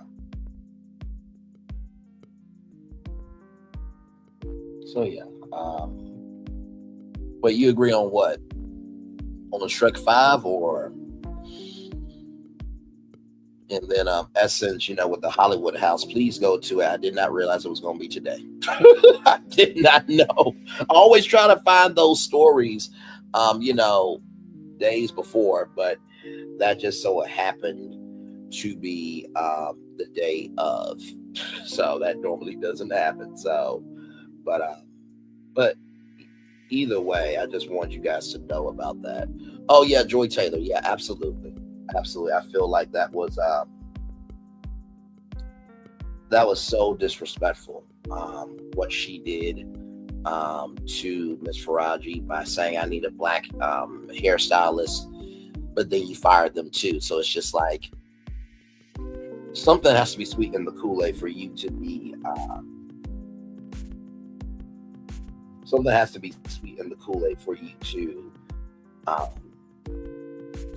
be sidelined. It has to. And then, of course, with CW finally making a profit, congratulations to CW. I do hope that they still invest in sitcoms and dramas. I remember Jane the Virgin, which was basically an American telenovela, but it was fabulous. Crazy Ex-Girlfriend with Rachel Bloom was an amazing show, amazing show as well. So the CW definitely has some hits. I keep saying that the CW, all they have to do is be the platform for content creators and independent artists that they have tried to get on network TV and they have not been able to. I think if the CW takes in that direction, I think they will be fine. Of course, we live in a world right now. We have a racist, bigot, and everything in between in the White House as president. And so I think if the CW, brands themselves as the Capture the Win network, what does Capture a Win look like in relationships? What does Capturing a Win look like in sports? What does Capturing a Win? Let me tell you something. That was a brilliant show, a absolutely brilliant show. The music in the show, the social commentary in the show, the way that they carried themselves in the show, it was just brilliant overall. If you haven't seen it, please go watch Crazy Ex-Girlfriend. But yeah, if they showcase what Capture a Win looks like in relationships, what Capture a Win looks like in activism, what Capture a Win looks like in technology, what Capture a Win looks like in entrepreneurship, if they brand themselves as that and they make a space for Black MIPOC talent and be the home of that talent, I think they will flourish. And when Black people support, they do support. And I know some people think, well, Braylon, nobody's supporting you. That is based on what you are seeing. But like I said, right here, Aries Girl Podcast, Tay, you messed me up today, child. You messed me up completely. And Somalian Queen, which we did talk. Thank you so much. And then Linnell Stiller, who said that. Thank you all so much. This right here just messed me up mentally in every way possible. But yeah, I think if the CW really does those changes, I think they'll be fine. And sometimes, and this is what I recognize about support. Support has range, right? So how I look at it is real support is not just out loud, but it's also to how you talk about me when I'm not around. So that's how I look at support. And the people who will support, and the people who don't want support will not support. And that's fine with me. When I tell you I am truly at rest, honestly, first of all, when have y'all ever heard of a virtual tour live being this calm? Ever. And here's the thing, before anybody says, well, Bray, you're being calm because of what you're going through. No, not really, no. Because I had a whole day to decompress. And I have come to recognize that there is still life afterwards. And so recognizing that allows me to rest. So with NBC, they're making a digital prod for their news offerings. I think it's good. Hopefully, they're making a subscription prod. So I feel like for a new subscription prod, if you do like what, $6 a month, I think that'll be fine without question. You know what I mean? So that's it. That's absolutely it. And for people who know me out loud and behind the scenes, I'm actually this calm in real life. I'm just a little amped on YouTube because you do have to have a personality on YouTube. But yeah, that's really all I needed. And I promise you, I watched Deadpool movies last night. I started to watch The Grand Budapest Hotel, which is a fabulous film. Oh my God, that's an amazing film. I need to do more film days for myself where I'm just not doing a thing. And then, of course, Skype being canceled, which is just so sad. I do hope that Netflix buys Skype, or I do hope Roku buys Skype, or Disney. Well, I don't know about this because y'all ain't doing good with your theme parks. But I do hope that some media company buys Skype, because I do think that content integration into Skype would be very cool. So imagine watching Netflix content, on Skype. That Netflix integration or that Roku integration or that Amazon integration. I think that would be amazing. Skype really is a pioneer. You know what I mean? So yeah. Weird how all the cord cutting to get rid of capabilities. Now streaming services are exceeding old capabilities. Yes, that's so true. The Netflix ad tier is like $5.99 a month. I think that's like the cheapest tier, but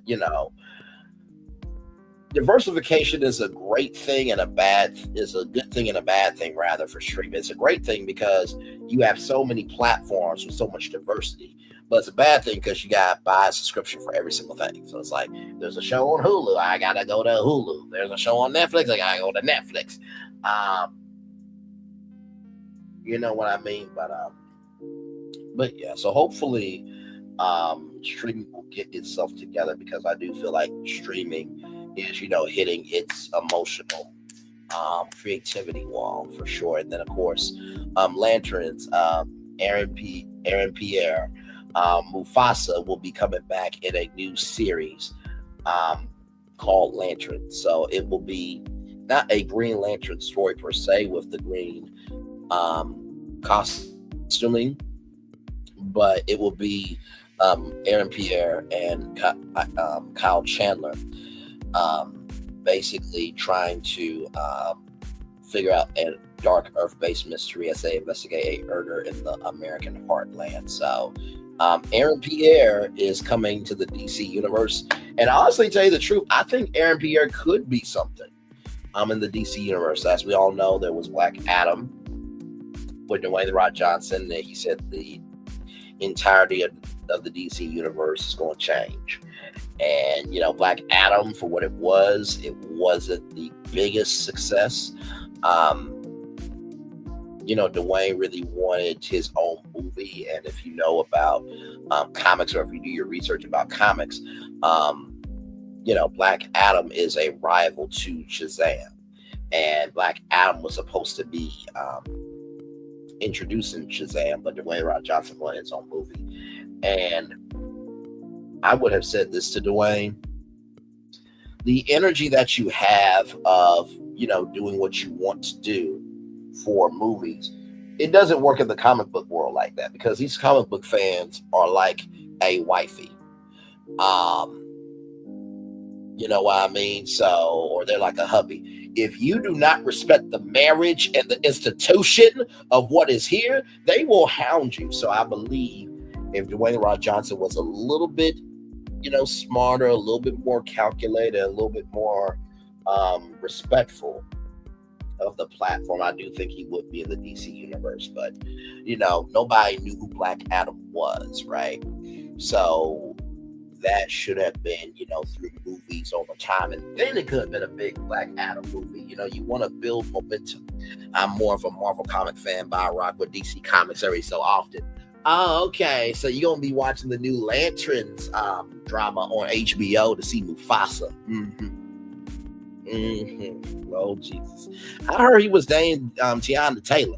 I hope he is, so everybody can stop talking about him. And that's not because I don't like the brother. I think that Aaron Pierre, he does seem to have a very kind, caring, considerate energy about him. But my Lord, I mean, every woman was falling out for him. Jesus. Let me tell you something.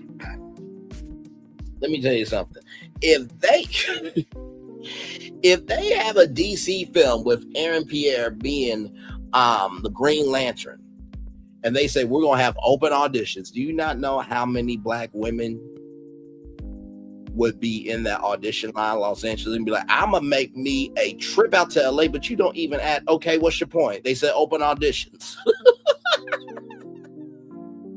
So yes, indeed. And then of course, being still this morning, and giving my response to everything that has happened up to this point. Being contrite, being sincere, and being truthful of saying sorry, wishing everybody well, and just wanting to move forward in positivity and just get to people and just get to know people for yourself. Because we throw away people too quickly when people are misunderstood, or they are not, or you don't want to hear them out because you don't want to be able to understand. So here is Aaron Pierre. So that's Aaron Pierre. So this is the guy who played Mufasa. Oh, sorry, recorder there. But this is the guy who played Mufasa.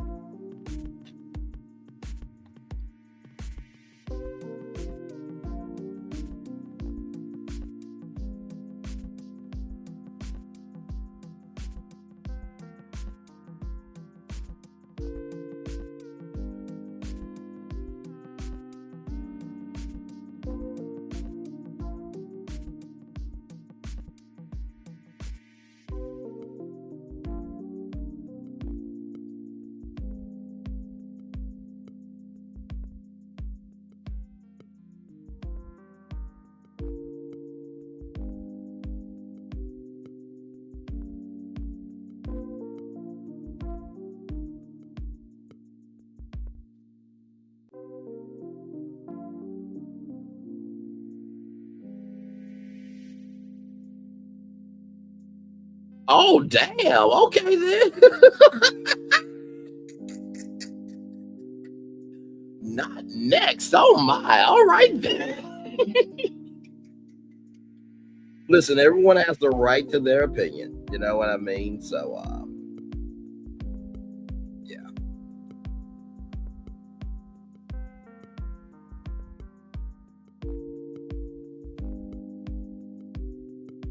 Yes, indeed. So.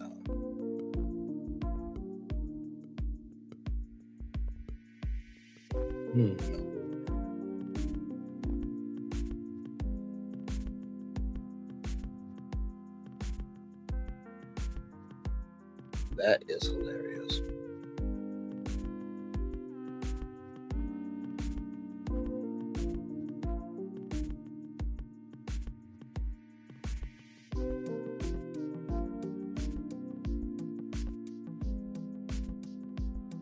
I have the right to my opinion. My opinion is right. Okay. I'm not arguing for black woman, y'all. You can't win that fight, okay? I'm letting her have her opinion. Oh, my Lord Jesus. I would not trade my boy Toy for him next. Oh, my. Well, yeah, there was a lot of people just liking him and loving him and everything in between. So, but like I said, I love the fact that our black sisters, do love our black men in Hollywood. That is quite refreshing. Sometimes I do wonder, like, can an everyday dude make it too? You know what I mean? Y'all remember when we talked about Flavor Flav being named people's most sexiest man alive, or one of the most sexiest men alive, because of his heart. I think those men deserve love too in Hollywood.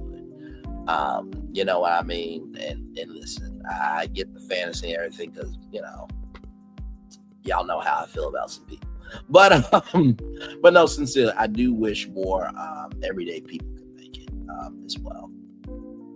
Because I promise you, there's some great people that we probably have never heard of, and they have never gotten the time of day, but they're known in the industry, right? By the industry. So.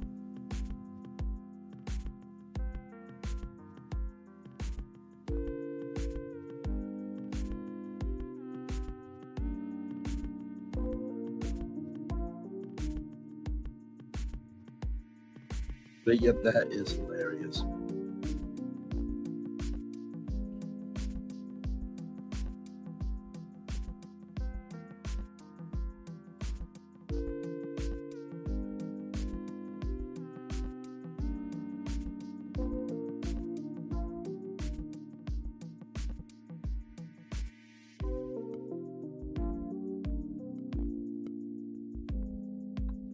it's these regular smuggler rappers pulling these supermodels that are ruining it for average women like myself.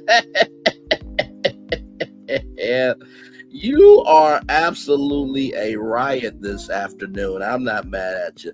No, you know what? Honestly, tell you the truth, I do think that BBL culture has gotten a little too out of hand, and I know that I have not been the most helpful with that because I like what I like. But also, just because I like what I like doesn't mean that I believe that, if you don't have it, in terms of what I like, doesn't mean that you're a bad person. I don't think that at all.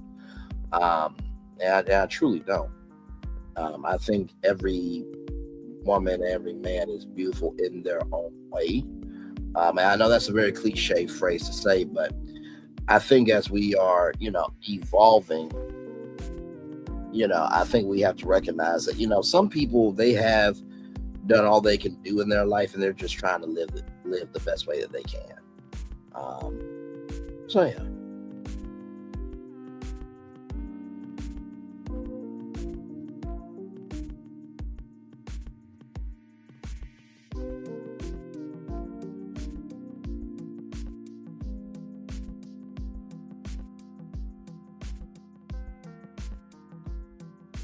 I would never date Flavor Lil Wayne in real life. Okay, then. Well, listen, I'm like this. If they can find love, hell, there's hope for all of us, child.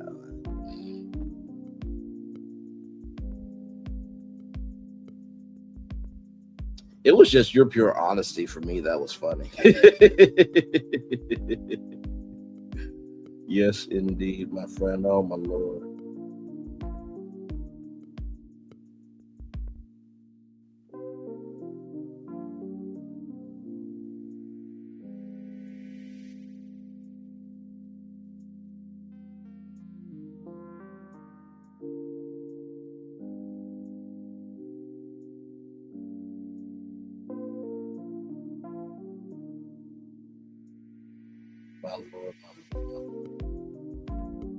But no, like I said, I really am proud of today's show. I really am. We covered a lot per usual, and saying what needs to be said, and allowing ourselves to breathe. And I think that's something that I know I don't do a lot of, because I'm always feel like I gotta move on to the next thing and be bigger and better and brighter and all that stuff. But sometimes just being just you is more than enough. Like Karen Heber said, I'm not going to return as the grand now. I'm just going to return as Karen. All right, Bray, I'm proud of today's show as well. You pushed through. I'm proud of you as well. Thank you, my friend. I think that is your bourbon o'clock time, my friend. So I'm going to head on out. By the way, Beyond the Gates is on right now. Please, please, please go watch it. I've been catching up on the episodes, and I really, really enjoy the show. It's like, I want to cover it for y'all. You know what I mean? So I got to figure out how to do that.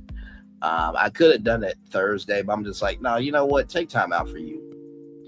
And that's something that we all need to do more of. So, but yeah, with that being said, y'all enjoy the commercial break and fireworks that are coming your way for the day that is happening right now. I will be back here tonight at 6 p.m. for Married to Medicine. And like I said, of course, Ray to Love is tomorrow. On Saturday, of course, La Renee Creole's Resort Recon will be at 12 p.m. Eastern. Please go support La Renee Creole. She is a wonderful, wonderful Black sister.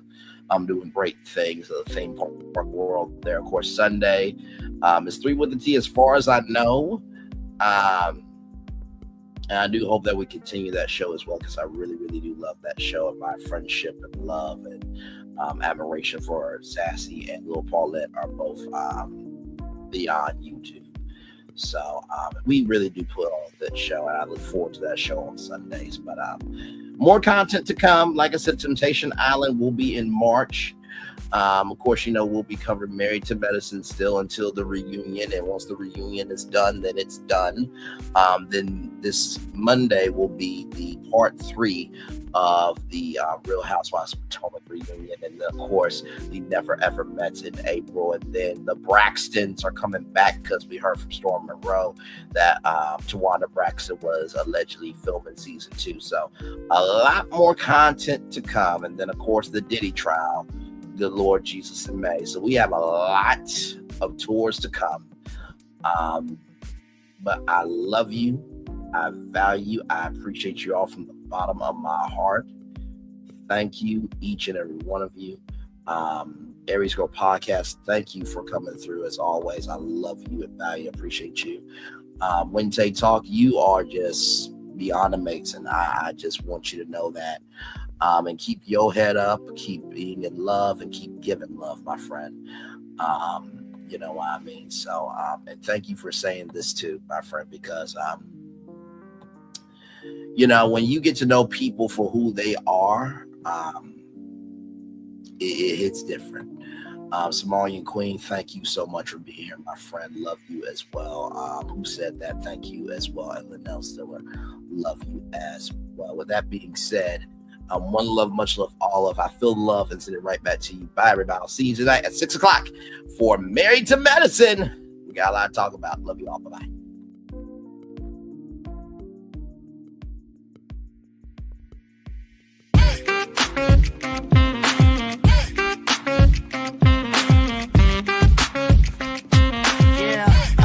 Yeah, we hustle all day. Yeah, we're working, let me play. You know me, work real hard, now we're ready, let's play. Ay, hustle up, yeah.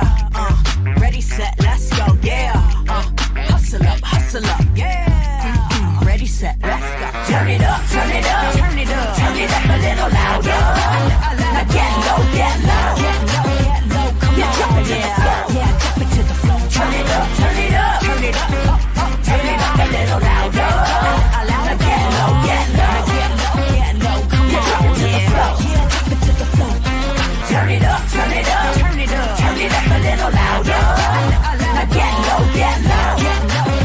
come on, yeah, drop it to the floor. Turn it up, turn it up, turn it up, turn it up a little louder. Now get low, come on, yeah, drop it to the floor. Turn it up, turn it up, turn it up, turn it up a little louder. Power 923 Jams and the Arkansas Minority Health Commission encourages you to take the COVID-19 vaccine to help keep you and your loved ones safe. Involved in our community, the People Station, Power 923 Jams. KIPR Pine Bluff, Little Rock, KFOG, Little Rock, a Cumulus Media Station. And now, back to the jams. Hip-hop. Drake. Girls want girls where I'm from. Yeah, well, girls want girls where I'm from. R&B. J. Howell. Just 'cause I love you and you love me. And now, bumping back-to-back continuous music with another fresh new jam. Heard here first on the People Station, Power 923 Jams.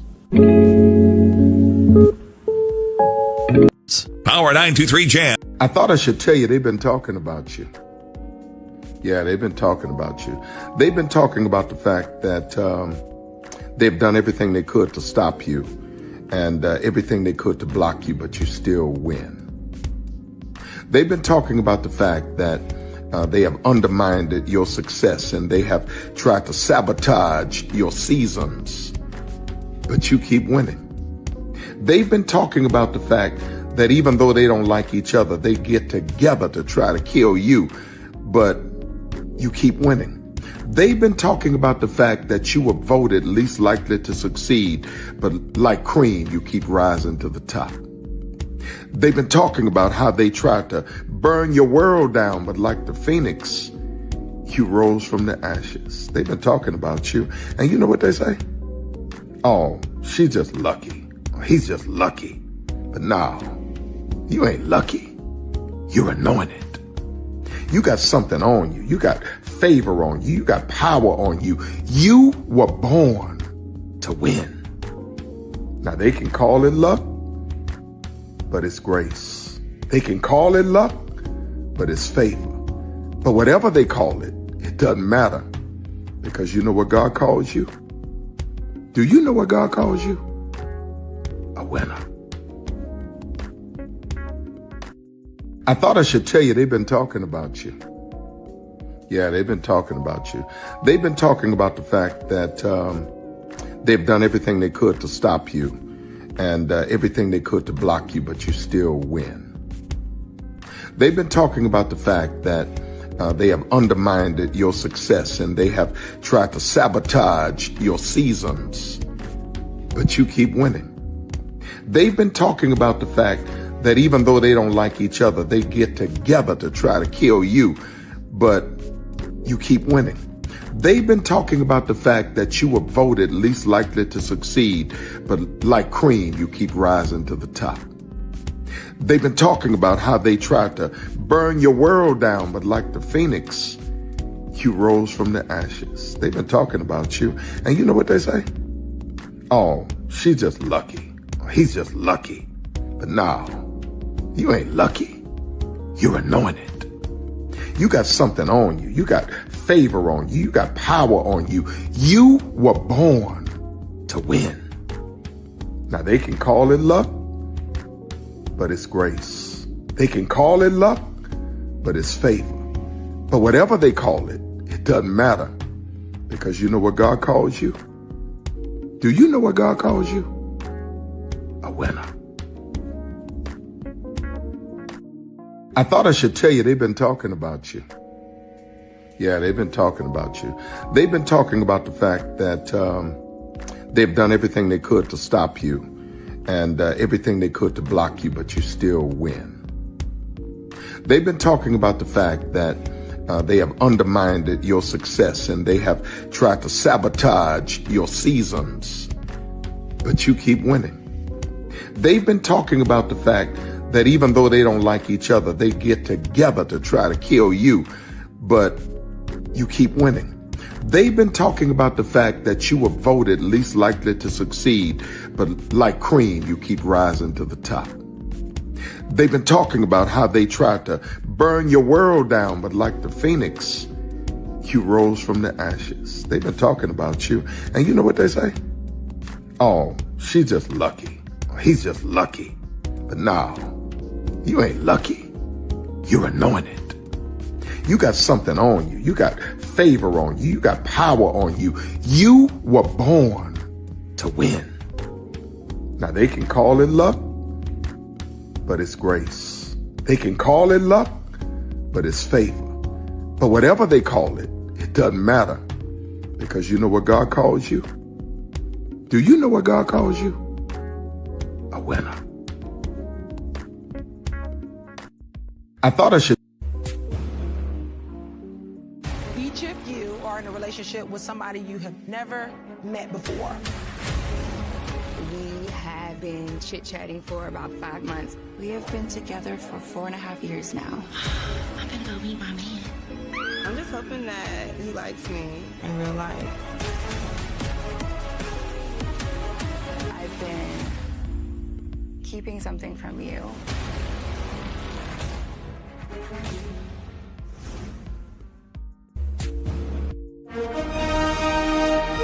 Prepare for a journey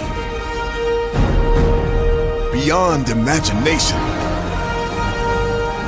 beyond belief, beyond anything you've experienced before. Universal Epic Universe, a new theme park where you'll step through extraordinary portals to 5 immersive worlds. Prepare for a cosmic voyage of discovery, an isle of fire-breathing excitement, a shadowy world of monsters and mystery, new wonders in the wizarding world, and a new way to play. Plus the splendor of a magnificent resort hotel overlooking the park. It's all new excitement at Universal Orlando Resort.